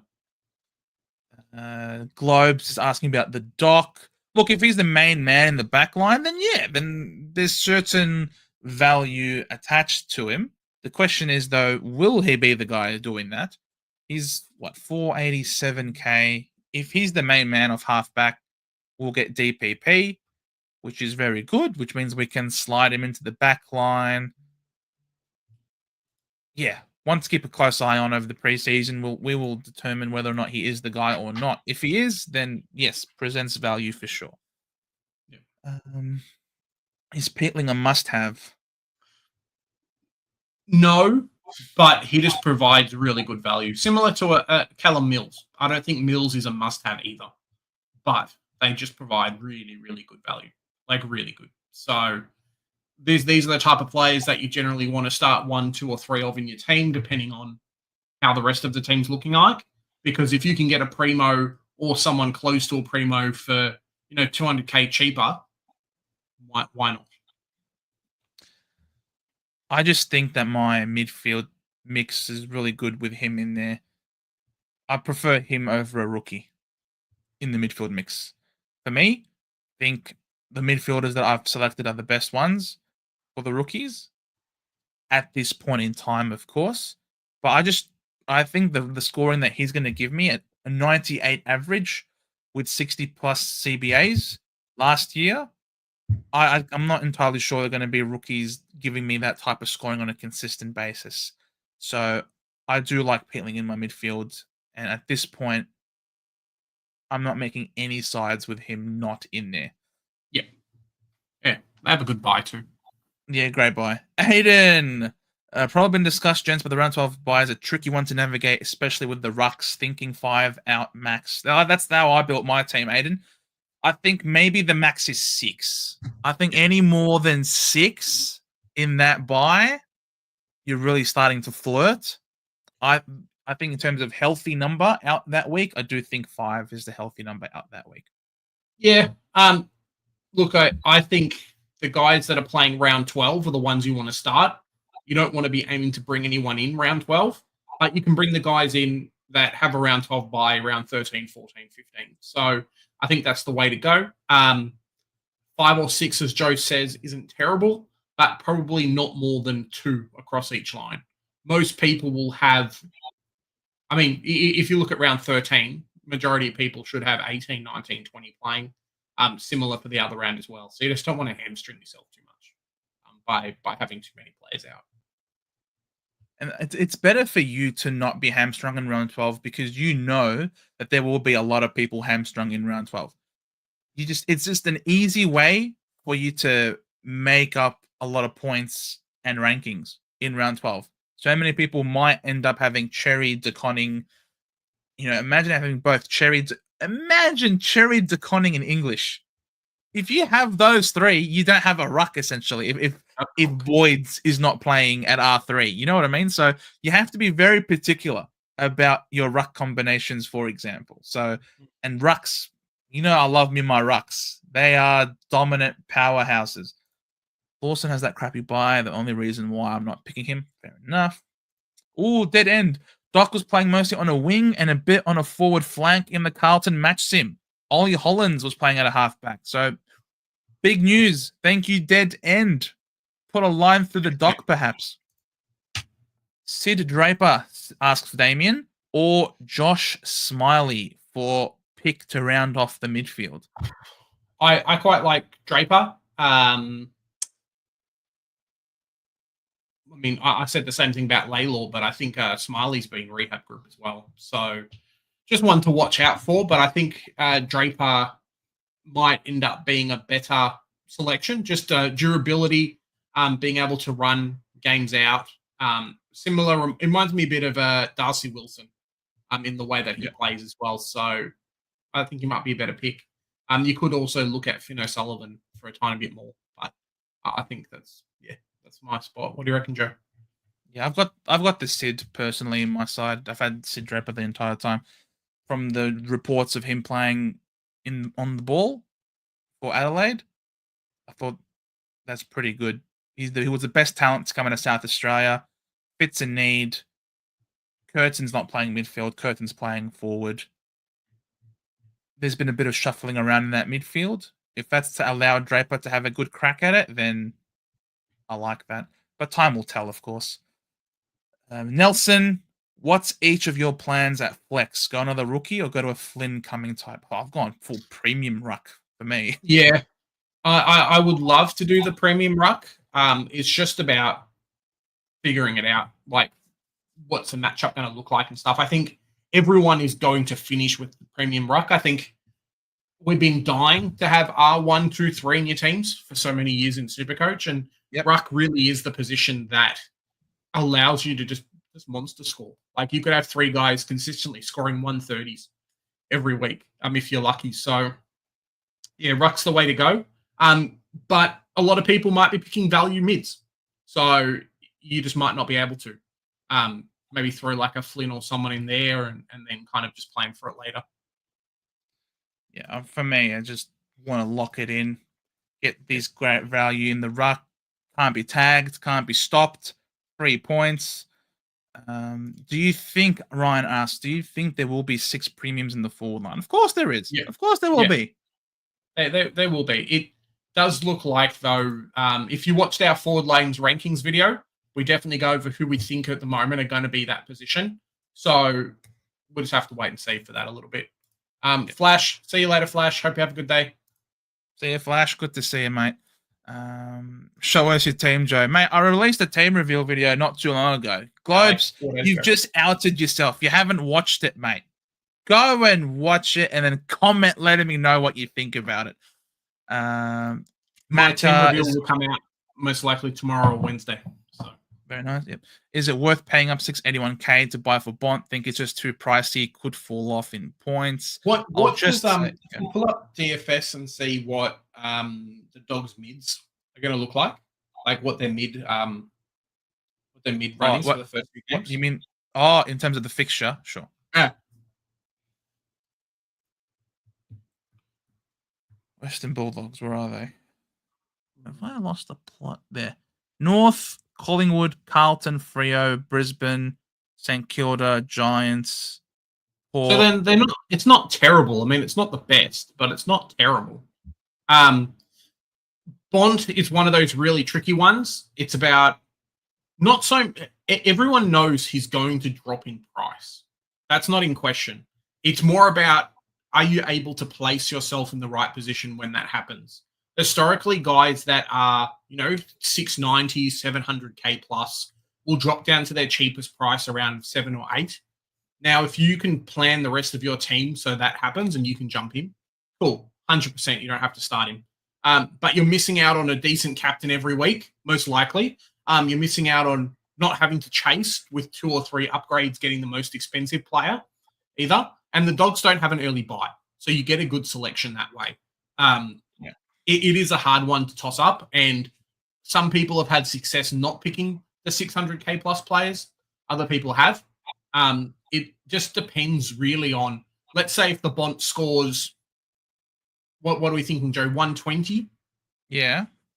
So let's say the Bont scores 120. If I can get someone at 500K or 550K that's going to score me 110 every week, can I do something with that extra 130K? Does that mean I can get a Peatling in my team instead of a better rookie? Can I get a Mills? Can I get a Max Gawn instead of like a Lloyd Meek or someone who I think are going to do better? Potentially. So it's one to watch. I think it's going to be pretty 50-50. He'll probably end up with like a 60% ownership. You have to be really ballsy not to pick him. And you have to be like, cool, when he gets cheap, I got to jump on him. And it is going to be around 6, 7, 8, I think. One bad score just tanks his price. And magic number, I think, is a little bit lower or higher, which makes it like going to drop further in cash as well. So, yeah, it's going to be fun. One of those questions from Supercoach. Yeah. Look, kind of you have to make up yourself. I was going to say, he was also the only midfielder last year, if not the only midfielder last year to not go under 600K. Yep. This man. So, yeah, okay, he's 681, but he never went under 600 last year. So, and that wasn't even his best year. 2023 was his better year. So, if he has a year similar or even better, potentially, than he did last year, you're not going to see him under 600K either. So, you're going to have a situation where, all right, fine, you've saved yourself at most $80,000, but in the meantime, he's dropping captaincy scores every second week, basically. I think it's worth it, personally. I think the reliability of a captain score, especially where you're playing with a best extra player, your worst score drops off, you really want to nail your captain because every single week now, on average, score is going to be higher. I think the Bond, if you want to fade him, you can. Yeah, that's what Joel's saying. If it goes 140, just a little bit. Corey's saying he's the only one. Just a little bit upset.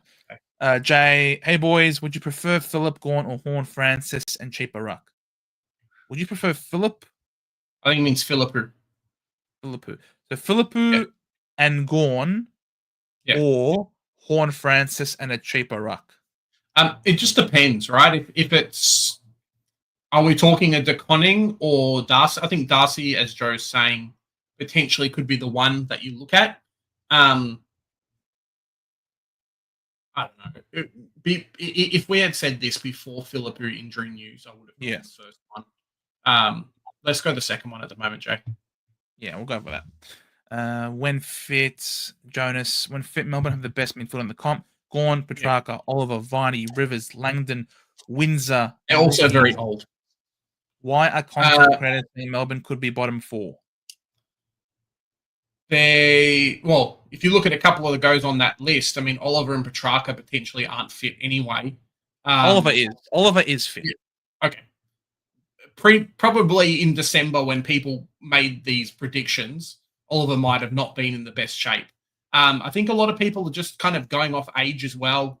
Their forward line's not fantastic. Yes, they've got Cozzy Pickett, but could be on the way out. They don't really have a super established forward line. And I think, I hate to say it, but I think Gawn has slowly started to slow down as well. So, I don't know. I think just with the league itself being as even as what it is this year. I mean, look, Kane, I'll tell you something, Joe. Kane Corn said North Melbourne's going to get 8 wins this year. So That's nice. if that kind of has some form of prediction of how strong the league is, someone just has to be bottom four. And I think people are thinking, well, Melbourne weren't the best last year. What were they? Were they? What was the ladder? Sorry, I'm just getting myself confused.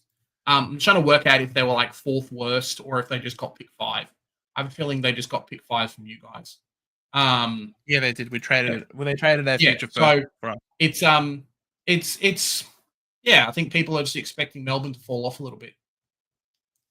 Look, I think with Melbourne, that gun midfield has been the same gun midfield for the last few years. Yes. You guys finished higher, yeah. Yes. But that gun midfield has been the same gun midfield for a number of years. And apart from 1 year where they lucked out and got the Bulldogs who can't defend to save their lives, their forward line has been nothing short of ass. You can have a great midfield and continue bombing the ball into the forward line time after time.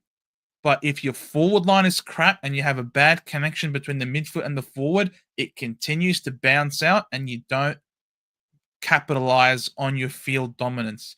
We've seen it time and time again. Melbourne have bungled themselves out of finals repeatedly because of their inability to kick a winning score. Backline, very solid. Top 4 defense, May, Lever, solid duo. Midfield, as you mentioned, is gun.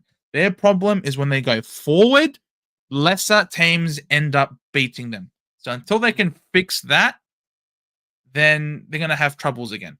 But having said that, bottom 4 is a bit of a stretch. Debating between Sarong or Brayshaw, you can't go wrong with either. I personally go Brayshaw. He's just cheaper. He's just cheaper. Like Sarong's going to drop to 550 and you'll be able to get him easier. Yeah, exactly. Yes, he's injured, but we will see with confirmation later in due course. Thoughts on Josh Sin? Yeah, we did read that report. Keeping a close eye on Sin, but there are others as well that can carry the load. And no Farrell when Sin played Houston role as well, so might push him out when he comes back. Yes. Michael, any reason why no one talks about Job Shanahan? 113k, training in defense, so would get DPP. Brass leaving a spot has opened up. Might be slow burn, but job security better than other cheapies. It's true, but no one really wants to select. Yeah, go for it. Yeah, I think I assume Job Shanahan, WA, kind of from what you're saying. We just don't get a lot of talk in Victoria about WA people. I think it's one of the sneaky kind of legs up cheat codes that a lot of WA teams have got is that stuff just gets unnoticed. And you're the only person I've seen, Michael, that's actually talked about Job. So, yeah, that's about it, really. Love Job for us in the VFL. He was in our VFL. He was great. He played for us a little bit. And, there was a forward, right? Yeah, he was playing forward for us. And he was playing forward with Peter Wright. But he was performing so much better as a forward than Peter Wright was. So a lot of Essendon supporters were hoping that we would actually recruit Job Shanahan, having seen him play for us. And that's why a few Essendon supporters are a little bit surprised that Job Shanahan is being trained in the back line when he was playing so well as a forward for us. So that's it's a different position. And so, question marks. And if he's playing lockdown to replace Barras, then that would really suck. Yeah, I guess like if True Footy Jesse was on the chat at the moment, he could let us know. But yeah, I wonder if it's a bit of a no more Shannon Hearn, no more Barras. Witherden's obviously gone, like just blooding the new players, really figuring out who's going to play, whatnot. Correct. Tone, g'day. Do you think Luke Jackson will end the year as a top 6 forward? I think only one thing determines that, and that is Darcy. How much Darcy is out, and therefore how much ruck time Luke Jackson has. That's the only thing. If Darcy is in Qatar until August, like potentially suggested, then yes, I think Luke Jackson would be a top 6 because he'd be the number 1 ruck until August. So yes, it just depends. Entirely depends. So if the answers are becoming shorter and faster, it's because there are so many of them and we're trying to catch up. We're just catching up, fellas. It's okay. Yeah. And a lot of stuff we've covered already. So correct. Yeah. So that's Archie Roberts. Is he worth a look? Archie Roberts, love him. But go for it. Yeah, we spoke about him a bit in our defenders potential breakouts video a couple of weeks ago. I think Joe's just going to say he's worth a look. But there's a lot of players in that Sydney backline, and I don't think anyone's really left. So unless something drastically changes, and I think we're lucky in the fact that we have round zero to kind of... sorry, Archie Roberts. I'm thinking of the other Roberts. Yeah. All right, then. You go, Joe. Look, love we did him. cover him in our backline video, though, so I got that part right. Correct. We did mention him in our backline video. Love him to bits. He's a gun. I think a lot of Essendon supporters would rate him in our best 22, playing off half back. He had some really good scores last year. Obviously, he only played the 4 games. Getting used to the system, and then once he got confident, his disposal efficiency sort of went up, and we saw some really good scoring out of him. One thing to note, though, as I keep mentioning to people, is this happened with no Ridley in the team. So Jordan Ridley is back, and according to preseason reports, he is doing better than ever. He himself has told track watchers that he's feeling 100% free and he's feeling great. So with Ridley in the side as well, and we love the ball in Rids' hands. Obviously, Roberts is also someone that can be really good. He might even end up having some time playing on a wing, perhaps. And given how tight the team is right now, there might be times where he's the sub, which disgusts me, and I don't want that to happen. But obviously, I'm not Brad Scott. And so I love him, but for that price, there are certainly safer ones. And for less, lock in Callum Mills, Scott. I think lock in Mills. Is Darcy coming back? Well, you would think so. I doubt he'd go to Qatar and stay living in Qatar forever. But is he going to be ready for the season? Look, excuse me. He's done all of the drills, all of the main team drills, and that's a big tick for me. Jonas, are there any round 12 bye primos you want to fade to start the year and plan to get after their bye? It's a tricky one. Not really. I mean, if we look at, there's probably a few guys for North Melbourne that we want to kind of start. I mean, you could say an LDU, depending on how well he goes throughout the season, but I don't think he's a must-have kind of guy that you're going to fade. Horn Francis, potentially. You could fade a Rosie. I think most people might probably go Butters anyway. Bont, it's not the right time to fade him either. So, yeah, potentially not. What about you, Joe? Oh, no, this is not this year. Was it this? Is this year? That is not. No, that is not this year. That is not this year. That was last year. Yeah, exactly. This is last year. What about this one? No. Just go to the website. Just go AFL. Here website. we are. This is the one. Yeah. All right. So what the fish is going on here? All right. Anyone from the round 12? Look, I like now in my team reveal video, Tristan Sherry, for me, if you don't want to start, you don't want to pay the big bucks for him, you pay attention to his early fixture. It's a very tough run to start the year for the ruck department. I show it here on the DFS in case there are clearly some people who haven't seen my team review. Do so, please, after this live stream. Would be greatly appreciated. So if I come here to the rucks, and we go to North Melbourne, he's got the Dogs, right? He's got English right off the bat. Pretty easy. He's then got Gawn, who might be injured. Exactly. He's then got Gawn, Rob, Grundy, Witts, potentially a double team of DeConning and Pitane here as well. Port Adelaide, yeah, he'll be fine. Double team of Draper and Brian. Essendon were the most restrictive for rucks. Big O, also restrictive for rucks. Richmond, he'll be fine. And then Collingwood, tough matchup as well. So if you're looking at that potentially, come round 12, he could have 1, 2, 3, 4, 5, 6, 7, and this one could be tougher.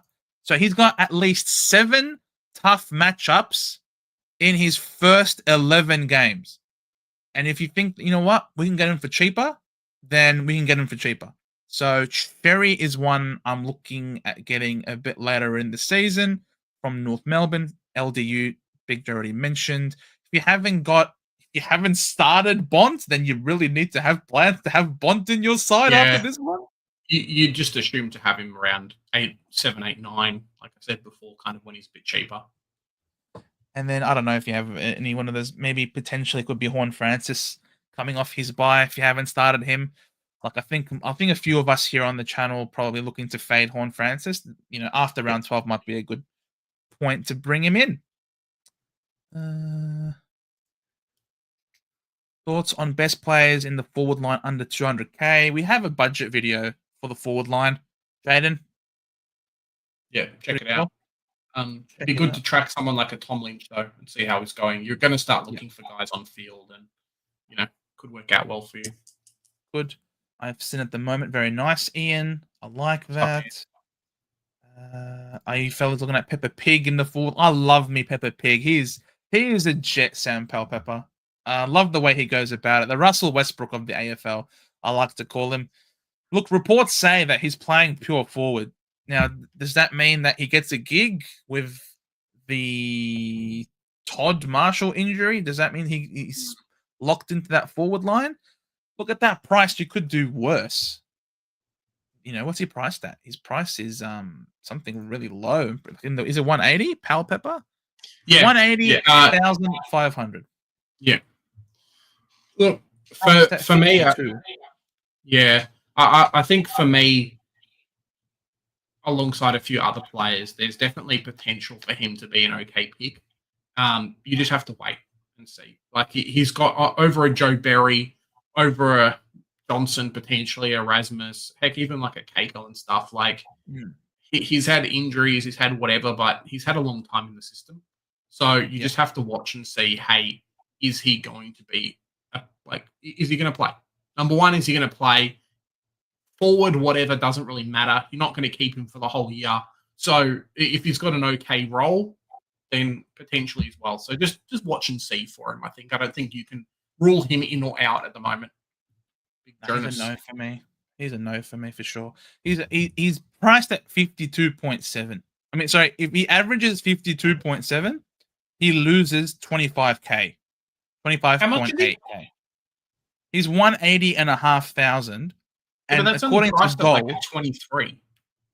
According to Gold, if he goes at no way, this is 2024. I don't think you're lies. Why you lied to me? Why you lied to me? I mean, he's only priced at like a 23. I mean, he's gonna jump. His break even is 33. His break even is 33. So if he needs to score you, score 50. He's got to score 50 to make enough money. Yeah. Can Pal Pepper go at 50s? Look, he should be able to. Yeah, it just kind of depends on role and whatnot, but we're blessed a little bit with that in the forward line, and maybe we'll see a few more people going like a Bailey Smith, a Parker, probably not Philippou, but I've seen a couple of Caleb Daniels in the midfield to accommodate some of these players, so we'll see. Yeah, look at this. I love Parker. Parker's a beast. Parker. I got Parker at the moment. He just does well. He's just doing very well. Yeah, that's true, Ghost. Yes, I agree. Very true. Yeah, Auto Brayshaw. I would say 40 trades. Yeah. The buys are easier, but it's almost harder. I mean, I'll touch on it again, but no one who's got an early buy has their second buy before everyone else has one buy. So it's not like last year where Sydney had like round 3 and then round 7 or whatever it was. I think it was round 7 and then round 12. So they had 2 buys before everyone else. Like they've actually evened it out really well. So yeah, we're going to see a few more early buy round plays. I think I've seen quite a few teams lock in the likes of Lockie Whitfield, and we'll see about my team, but I might do the same. Yep. Of course, I think I can make a team with Bont, Butter, Sarong, Merritt, Sheasel, Guan, and Sherry if Philippou is good, but might need the value. Yeah. Yeah, we might just go Philippou to Flim and run him on the flex. So we'll Holy see. shawarma. Bro, Causa, this is pure guns and rookies, man. You must have a really You light might backer have on to, him. Joe. That might be the play this year. Well, if, Lumineer is not Solomon Peatling, and he's a Crows man, so we're going to keep an eye on that. Jonas. It's one of the big watches. What about set of nuts? Set a goat to you, Jonas. Instead of goat to you. Joe. What about the nuts? Shacky boy. G'day, Shaq. Boyd starts What's up, R1. Shaq? Are you fielding or benching? I'm fielding. Fielding him in the flex. Yeah, he could be flex. It'd be interesting to see if he's main ruck. Do we pick like a Flynn or do we pick a Boyd? It could work out really well for you, but I think you would hate to have Boyd have a crap first game and then disappear for half the season, which could happen. So one to watch for. At the moment, he's R3, and I think I'm happy to run him at R3 at the moment. One thing I haven't seen a lot of, Joe, is people running loops this year. No need. Like no one has a loop this year, so it's very interesting. Well, we'll be gifted 3 already. Yeah. Well, I might have to. I mean, I've seen teams that don't have any of those players as well. So maybe that's the strat. I'll pick up Whitfield and say, cool, I've actually got a loop for round 2. Like, good luck. Fair enough. Happy. As someone said, the buys aren't that bad this year, apart from round 12. So 40 is not as bad as last year, but most people will not last around 21. Exactly. Well, correct. Yep. That's the way. Like Shaq, for example. Hardly ever lasts this long. Sorry, Shaq. You know I love you. Apparently I heard Yo got syndesmosis as well. Oh, that's yikes. That's yikes. Trip off the guitar.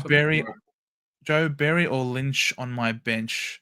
I just feel like 180k on the bench sucks. Yep. Like, that's a lot of money just sitting on your bench. You know what I mean? Imagine how that you could have got someone cheaper. It is a lot of money on your bench.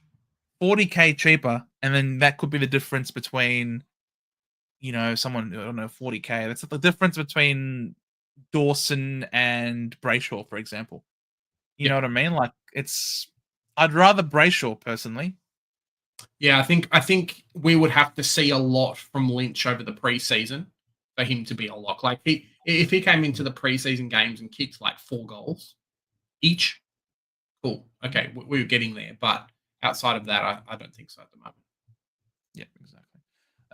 Michael saw a clip where Bailey Banfield was asked which teammate he would choose first. His answer, I did say that. He did say that more midfield time would be given to him. So I think he's probably great value flying under the radar that people aren't talking about. But the thing with Young, I think his end to the season last year was very, what can I say? It was not nice that his end to the season last year. You look at his, after post buy, around 13. It wasn't fantastic. I mean, it was okay. Just like the last 2 games weren't great. 103.6. That 62 murdered him, man. That 62. Yeah, that 62 murdered him for sure. So it just doesn't feel like he's got the consistency. 62 here, 83 here, 65 there, 94. He was injured in the last game too. But look at that time on ground for the last 2 games. I mean, I think Hayden Young just got stuck out of rotation, really, from just trying to replay in my head what happened. I think he just got stuck out of rotation. Like everyone else was, you don't play 66% or 68% time on ground, really. Yeah. For me, Hayden Young just doesn't have. And another thing is that he's also signed the big mega extension on his contract, which means, does he have the hunger? Does he, the club can afford to play him in other positions? They're going to prioritize trying to keep Brayshaw on the list. They're going to try and prioritize maybe extending Sarong because they've already locked away Hayden Young on a big contract for many, many years. So he can play a bit more of a looser role, mess around with him. Whereas with the others, they want to make him happy and extend him. So I think from that perspective, not big on Hayden Young. The AFL says Carlton and Richmond play the first game of the year. So I don't know why they just don't make round 0 into a proper round 1 with that game. Then the interstates knocks a bye off. It's an idea. I think they want to compete with what the NRL's doing. Really, yes, correct. We're going to try and make it play a game that only half the season gets, and then we'll see what happens there. So potentially, I to be honest, want them to go back to having the grand finalists play first game of round 1. Yeah, that would be sick. That works better. I think Bo Allen will get used in Yo spot. Ooh, that would be unreal if that's the case. Potentially, I just haven't seen him. I haven't seen anything similar to a Geelong. I've seen some Freo training reports. I have not seen many good West Coast training reports, right. Or Geelong, or Geelong. They're just keeping things tight-lipped. Yep. Thoughts on Wizard Watson because of the Pooh injury apparently burning up the track? Yeah, I wish North Melbourne had taken him with pick 3 or 4 last year, to be honest. I love Dersma, but I just don't think you pick small forwards that have already played half. No, and already what is he? 400K probably.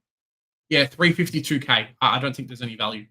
I think you go pick a Hutchinson or a Reef McGuinness if he's playing halfback, or just pick a rookie. Maybe he gets to 450K, and then you spend a trade to trade someone else out. So there's no value in the pick. Nope.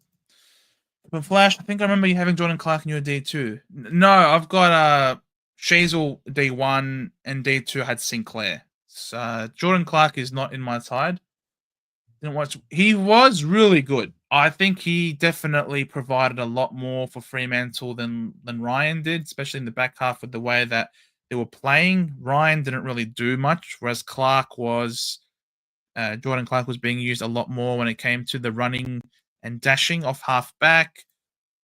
He just looked like he was given a bit more responsibility as the season went on. For me, the only question mark becomes that they were playing better football, winning more games at the start of the year when they were playing that shit, boring football with Ryan in possession. But then in the back half of the year, when Jordan Clark was getting a lot more of the pill and consistently scoring over 100, they started to lose more games. So I don't know, Cap and Flash, what the hell is going to happen at Fremantle this year? Because they might look and say, hey, we were winning games more when Mr. Peroxide, Prince of Perth, freaking Luke Ryan, was hogging the ball and playing shit chip backwards and forwards kicks.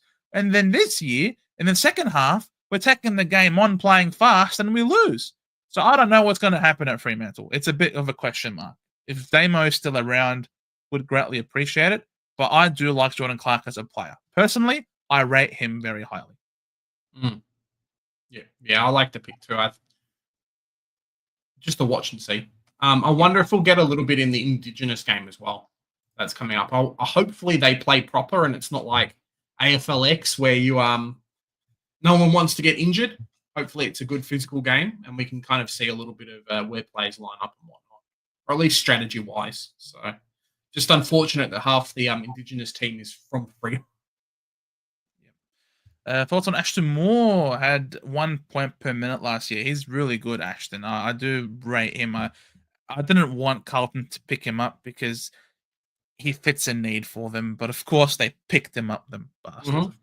I hate Carlton. But yeah, I'm not picking him personally. He had a couple of games, both games as the sub. I think he's got a bit more responsibility this preseason. By reports, he seems to be doing a bit better. One I'm happy to just wait and see and get a bit more information on personally. Yeah, for me too, is not anywhere been in my calculations. I'm trying to lock in as many like certain picks as I can. How much is he? 1 second. MOI. 119K. So that is something there. Yeah, there's value. He's never been in my like. Yeah. There's value if other rookies don't surface, then you can very easily select him, I think. Yeah. Day playing some forward and match him at times is Newcomb a better option. The question is Newcomb, will Newcomb start to perform better because of Day or in spite of Day? Day came back into the side and then the Hawks really got running. I honestly think Day is the cause and the catalyst for the team. Now, Newcomb looked unreal last year. I do admit maybe this is the year that he breaks out. How many years has Newcomb been in the system for? Sometimes, it takes a few years before you break out. He's had how many preseasons? He joined Mare. He's had 3. This could be the cusp. Slight improvements year after year. We could be starting John Newcomb in all of our Supercoach sides come next year. But for me, I think Day at 490k is the way because he knows how to play.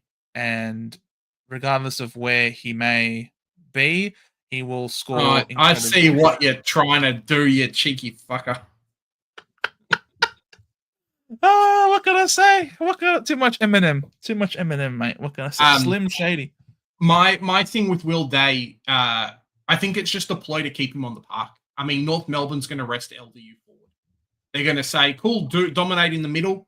And because you're an okay size and you're going to take one of the good defenders, you can go forward. I think that's what's going to happen with Will Day as well. They're going to try and figure out a way to keep his time on ground higher. Because if he's only playing 70%, like we really saw last year, he's not going to be as influential as we want. So maybe he goes high half forward. Maybe he goes to the forward line. Maybe they rest him a little bit and say, cool, try and kick a goal. Add this element to your list. Because that's what makes Petrarca really good. That's what has made like the likes of Lockie Neal and Dunkley really good too. Heck, the Bond kicks goals in the forward line. So it's the way to go. Powerful mid, rest forward. So it's not something to worry about, really, I think. 14 games last year, obviously injury interrupted because he came in round 7 and then got injured at the end of the year. So to fight in those 14 games, he averaged 100.6. If you take out the couple of games where he's rusty and getting into the swing of things, those 12 games, average of 107. Is this keeper? No. I think you probably want 110 plus in your midfield to be a keeper. So he's close to it. The fixture will be tougher this year than last year, but he is injury-free and he's training the lights out. So there is potential value. What's he priced at again, Will Day? $491. So he's at 491k. So that's 91. So if he goes his average of 107, that's 16 points of value. 16 points of value, I think, is worth it as a selection. You just hope he doesn't get injured. Correct. What's the fixture like for the inside mids for the Hawks? Swans, Essendon, nice bright green. Carlton tough, Giants tough, bye. Port tough, Geelong, West Coast, Richmond, Melbourne.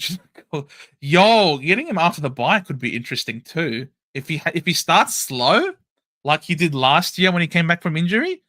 Now, of course, it seems unlikely considering the training reports. It seems like he is performing really well, but might be interesting after his bye when he has this nice little stretch where he goes bananas. But yeah, Will Day I think is better than Newcomb for me. What's up, Swizz? How you doing? BBL, what cricket? What's this cricket nonsense? I don't know. Supercoach God, hope you're doing well too. I've been pumping out some of the videos as well, so yeah, doing well, mate. BBL, what's that? Big butts lie? I don't know, man. Like seriously. Bolton down to Philippou. Fingers crossed he's okay. Fingers crossed. Then at the flex, Pal Pepper up to Flynn. Man, that works. That works. Yeah, it's more just track Flynn and see what happens. Hopefully you can kind of have an extra. I'm just checking out. If you can get an extra 30k, and Philippou's not okay, you can get Parker in as well. It doesn't have to be a keeper for the whole year, but I can 100% see some games where he's going to go 80, 90s, 100. So at 340k, it's not bad. And DPP. Have you got set on? No, I don't not have set a goat in my team. No, I'll surely have Parrish. No, I don't have Parrish either. Jeez, guys, what are you taking me for? Some Essendon Nuffy? Jeez. Oh, I posted my team like the other day. What are you talking about? You know what my team is. All right, this one. And look, Henry's asking you about this player. all right. What's his name? Seemed like Rankin injury, but finished the season out. Cool. Jay Clark or Sicily. I think Clark is better. I don't like Sicily. I think Sicily's great. But early buy, and I think at the moment we just don't know where he's going to play, and I think that's kind of where it hurts. No hype about Sam Laylaw. That's because he was injured. He's healthy, full preseason. There's no raving about anything from Richmond because everyone knows that Richmond's not going to be that hot shot. So everyone knows about Laylaw, tough, dusty 2.0, 3.0, 55.0. Same deal. Nothing new. Parrish is so soft he couldn't run through the streamers at a fish and chip shop. Jesus Christ, that's mate. Sometimes they have those plastic. They have those plastic ones, and they're pretty hard to push through if you got a trolley or something. So thanks, thanks for coming to his defense. I like that. It's not that bad. Exactly. What do you reckon, lads, on Noah Anderson? Dream start might be M4. Look, the dream start is really good. Obviously, the buy sucks because he'll play the first 2 games. No price rise because his third game is in round 3. What? No. Yes, it is. His third game's in round 3. So you can look at him in round 0, see how he performs against the Bombers at home. Then he's got West Coast before coming to Melbourne, before playing Melbourne. So, look, Noah Anderson, great player. Does he maintain the rage away from home? It's That's a no. his problem. It's a no. It's a no from me. I think it's a no from Joe. Watch him in round 0 though, and see if he ends up having to be a must-have. Could end up happening, especially if he comes out with a 190 and it's like, oh, we have to get him, otherwise it's going to be really bloody expensive. Problem is away from home. Yeah, last year you could have had Cherry, Gorn, and Marshall. Well, Joe wouldn't have had Gorn because apparently he had a bad knee, and I convinced him not to pick Cherry. So sorry, there, Joe. Just a shocking year all around. If Darcy's out for a period of time, does that bring Jackson to calculations? It does. It really depends on how long. Like it really correct. Yeah, it has to be substantial. About the ruck, Joe, you would rather start 5 for round 12 and bring in every new primo from round the following buys. Is that possible or practical if you don't start 6 or you think there's plenty?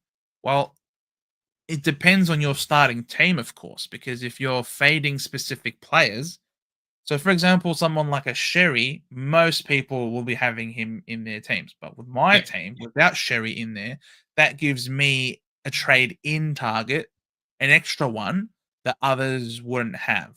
So in terms of the number of upgrades, in terms of are there plenty or not, entirely depends on your team. No one knows what the top 8 mids are going to be.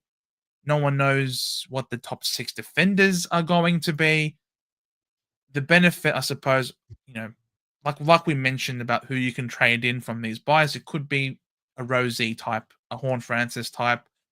For people, maybe Bailey Dale has shown that he is potentially going to be up there, or Ed Richards, or English, if you don't start him at the start of the year because of his injury. There are a few players. I think every week there is someone that you can upgrade to. Yep. After here, if you maybe Fremantle are going on a terrific run and you want all of their mids. You've got Brayshaw, but you also want Sarong as well, for example. Maybe here. Jack Steele, Rowan Marshall becomes number 1 ruck because Boyd's injured his other pec, perhaps. Then, there's someone there. There are players from each one of these buys that you can trade in. I think it's plentiful. Hey, Freddie, how you doing? Thanks for jumping on. Having a good watch. Come on, Big Joe. You can't take anything. Hey, give North fans something, all right? It's pre-season. That's like our Christmas. It's pre-season and draft time. So it's like Christmas, New Year's over the next couple of months. Yeah, exactly. Mavericks asking, if we touched on Will Ashcroft, we have multiple times across, so you can scroll back in He's the past. got a good run. Just hope he's Yes. fit and ready to go. Petrarch will play forward. Viney's almost a walk-in. Viney's almost in a walking frame, and Oliver's one night on the booger sugar away from retirement. And there's your reason why. Nose booger. I thought he said Oliver's one nose booger away from retirement. And that's why people say Melbourne might finish bottom 4. Melbourne 11 wins, 12 losses, depending on it when everything went wrong. Yep. Love him, not in my team. Early buy, a lot of chefs in the kitchen. Looking at him in round 0, playing against the Suns at People First. If he does really well in those dewy conditions up there, then you can be very confident that Rids might be pushing top 8 defenders, maybe. Bont have 3 sub-hundreds in 24, so that is extremely consistent, which is what we are trying to get. Saving 90k is not as good as scores. Yeah, exactly. No 550k player will be doing that. Is Wardlaw actually a decent pick? I'm incredibly biased. Big J probably is as well, so I need a third opinion, lol. No, don't pick him. Don't pick him. There you go. Don't pick him.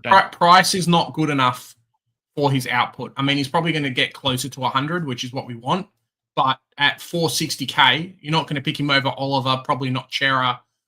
30k more, you can get Will Day. Like 60k more, you get Rosie and Hayden Young. Like 80k more. So, no, it's not his year. It's not his year. Just enjoy watching him because he's going to flatten some people and punch him in the head. So it's going to be great to watch. Lloyd Meek has a dream run. Yeah, Lloyd Meek might be. Yeah. Well, apparently he's going to play. He's going to play with Reeves. So we'll see what happens in the preseason. Really. If you look at the ruck, where is it? Hawthorn doesn't share a bye with. Doesn't share a bye with. Cherry either. So. I don't see this. I don't see a dream run. Where the fish is their dream run? It's only between round 6 and 8. I don't see a dream run, Joel. What you talking about, man? That's the third hardest ruck run. And I'm big on having money in reserve to be able to adjust in round 2. Thoughts on this versus spending whole budget? I think spend hold budget for the most part. Don't necessarily make a $0 team. No. But start the more expensive rookies, and if we find that there are better ones for cheaper, then it's very easy for you to trade those to free up cash by going down to them, as opposed to trying to find cash or maybe having cash in reserve to trade up. I don't know. I just think it's better to start off with the more expensive ones. I think best 18 for the first kind of 4 or 5 weeks has changed a little bit, but the assumption generally is if you've got a $9.8 million team and 9.9 and I have a $10 million team, hopefully my team scores better than what your team does. So you can usually get away with potentially like getting ahead on an upgrade, but it's not great. Got the record look at 278k. I said this last season, and I felt so bad when it ended up happening almost exactly as I said, that he's not going to last long enough to make you money. I did not anticipate him to go down that fast. That was shocking. 5 seconds into the game and he was gone. I'm not picking someone that old and that injury prone. I'm sorry, Frankie. That's just not for me. He has to go to Qatar at the very least to be worthy of selection for me. Anyone have both Perryman and Millie Mills in defense? No Perryman for me, but Mills, yes. It's fine.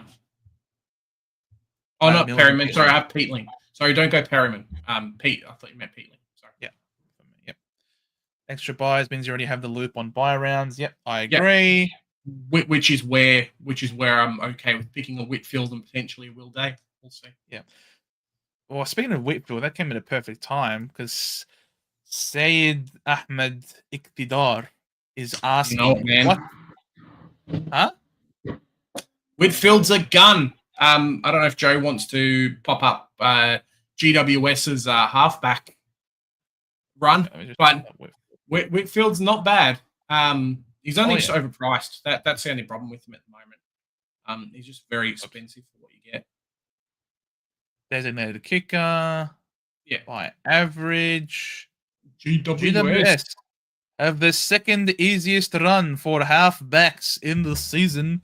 You'll love to see it. And no Peatling and no Cumming and Cornelio and all these other guys getting a bit older as well. No Haynes as well. So yeah, it's going to be Whitfield and the kids next year. So that's why a lot of people are jumping on him now. I think I've drastically changed my mind on the early buy. And having someone, having a loop in round 2 is not terrible. So yeah, why not? It's the bump up and kick-ins. Say it. Yeah. He's the main man back there. Kingsley last year was saying they want the ball in his hands a lot more. With the new orange tsunami, that's exactly what happened. He was accumulating the ball at will. He had, a bit more of the pill. So that's 30 disposals as opposed to 27. So a bit more there. Got 53 more kick-ins last year as well. Everything is running through Lockie Whitfield. As Big J mentioned, a couple players have also left the side, which just means increased reliance on him. So yes, there is an early buy, but the benefit is that he doesn't have the buy with all his other round 12 premiums, and you can be pretty confident that he's going to be a top 6 defender, if not top 3. So a lot of people are locking in Shazel, him, and Sinclair, and I think these 3 are going to give you comparable scoring to someone in the midfield, which is pretty crazy. I mean, what was his buy round 12? After his buy last year, it's not bad. Played every game, and come end of the season, so round 13 to round 24, he averaged 121.8. This is Clayton Oliver Bontempelli statistics in the back line. So you should be able to see that there sufficient things have changed to make Lockie Whitfield different than what he was previously, and why a lot more people are big on him. I hope you do now. Going to be interesting what they do with the Collingwood, Brisbane, and Gold Coast 3 match. Yeah, that will be interesting to see. I think they're going to be playing like mini games, like halves. But we'll see. They're not going to play three teams playing at the same time. Yeah, they have like a round robin. They'll play like a half sort of thing. Like, I don't know. It's going to be weird. It'll be weird. Cool, bro. No, I'm pretty sure the preseason games aren't AFL organized. I'm pretty sure that's just the clubs organizing it themselves. Sorry, I might have missed it. What's wrong with Pooh? Apparently he's in crutches, but that's just something someone heard. The Pooh stinks. Stinky Pooh. He went to sleep. He who sleeps with itchy bum wakes with smelly finger. Wits are 2 as a pod. Nah, I'm good. I'm good. I've seen some people go after Briggs as well. So we'll see. But it's a bit cheeky, I'll tell you what. Bro, this is like 109, 106. Bro, he's so old. And he's not. Would you go Briggs, Joe? Would you go Briggs at 16K? The thing with I have thought about it, but Briggs. Scoring can be so confusing. What's GWS's run? Like, they got a good run for rucks? Ruck. Average. It's not terrible. It's at the top. 4th. Collingwood, Melbourne, buy. The buy. I just like how the buy comes in, buy. Like, after the buy, though, it's not terrible.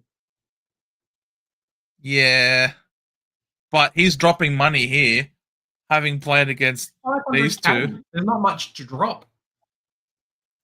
Where is he? This is him, yeah? Briggs. Right, look at his scoring. He'll go from a 58 to 111. 113, 186. I'm just reminiscing of 2023 when we all got him at 200K. I'm like, look at this here. 97, 62, 83, 88, 89. Bro, if you had this run over 8 games averaging 80, you tell him get in the bin. Like, seriously. You're not picking Briggs. Not pick and breed. Heard it here first. For 460k, you're picking him to be a keeper. Nah, 105 is not enough to be a keeper, Joel. Not in the midfield. If it was back line, potentially, or forward line for sure, but in the midfield, nah, that's not enough. You'd want a 110 from him at a minimum. Potentially you run him at M9, but a bit risky. Yeah, I mean, he's the thing is that he's priced at 93, I think it was. So if he goes 105, that's what, about 10 points over his price. He'll only make you about 50k from that point. So that's not good enough, I don't think. Lockie Neal is so tempting as a starting pick with that early schedule. It's true. That early schedule for inside mids for Brisbane, Geelong, Sydney, West Coast bye, and a few of these games, I'm pretty sure, are at home. Like the tough games, are at home. The people that pick him are going to be very, very happy. I think you've just got to be ballsy enough to pick him. West Coast at the Gabba, that's a joke. Richmond, Bulldogs, Collingwood at the Gabba, St Kilda, Gold Coast at the Gabba, Round Ninja 16 Stadium. Ninja. I wonder if who's Ninja? It's in Hobart. Why is it called Ninja Ninja Stadium? Is it Ninja Loans or something? I don't know, but yeah, Ninja. I just think of Ninja Bullet. Oh, that's NutriBullet. That's not even What company is Ninja? Pretty sure it's like I don't know. I get a vibe that it's a loan company. Oh, probably. Any more appearances at MJ? Nah, probably not, Jaden. Probably not.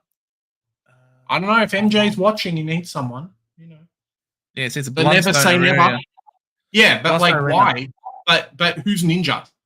Like what is Ninja?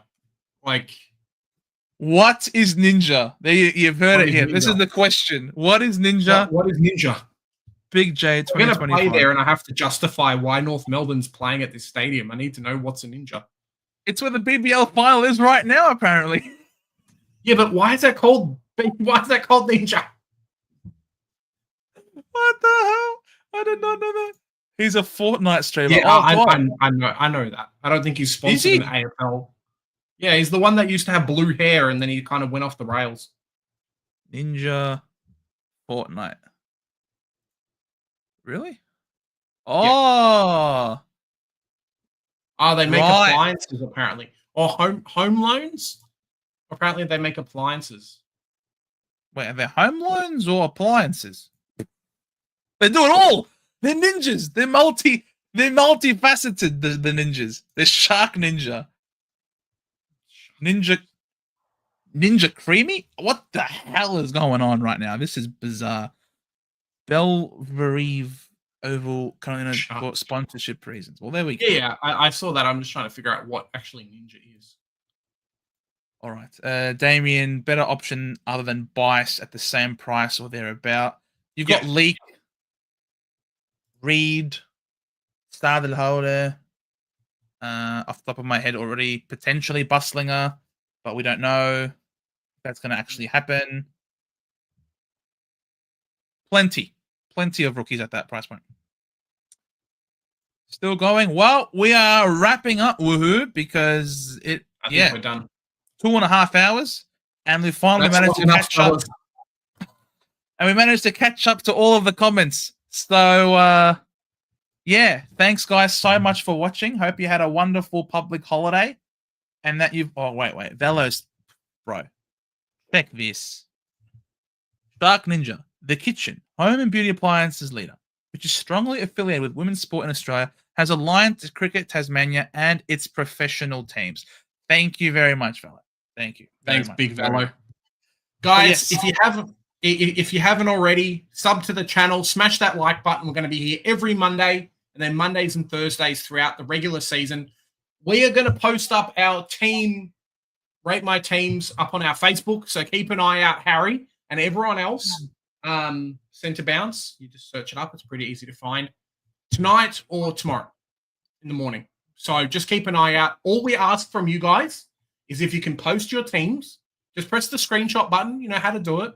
And then just put in there how much money you've got left. Because there's a big difference between, hey, I've got $1 million left or I've got $2. So just keep an eye out for there. Yeah, exactly. And, all that normal YouTuber shenanigan stuff in terms of liking, subbing, notification bell, all that jazz helps us out with the algorithm. We're getting a few more subs, which is always great. Obviously, now added a few more members as well, which is incredible. Velo, thanks. Of course, shout out to Causa, our very first member. Much love to Causa. Velo, you joined us today. Blast from the Past, you've joined us today. Charles Zamet, you've joined us today. And Uncle Akka, you have also joined us today. All of you absolute legends. Love you all to bits. If you want to join, you're more than welcome to. If you don't want to, you're also more than welcome to. Because we're going to be changing up the badge soon. Have a few more emojis and whatnot for you guys to post too. And I think as I just cut off Joe, I'm going to have our community team posting up as well. So it should be a lot of fun. Yes, because here at the Center Bounce, we do the hard work. So you guys don't have to. Bye for now. Bye for now.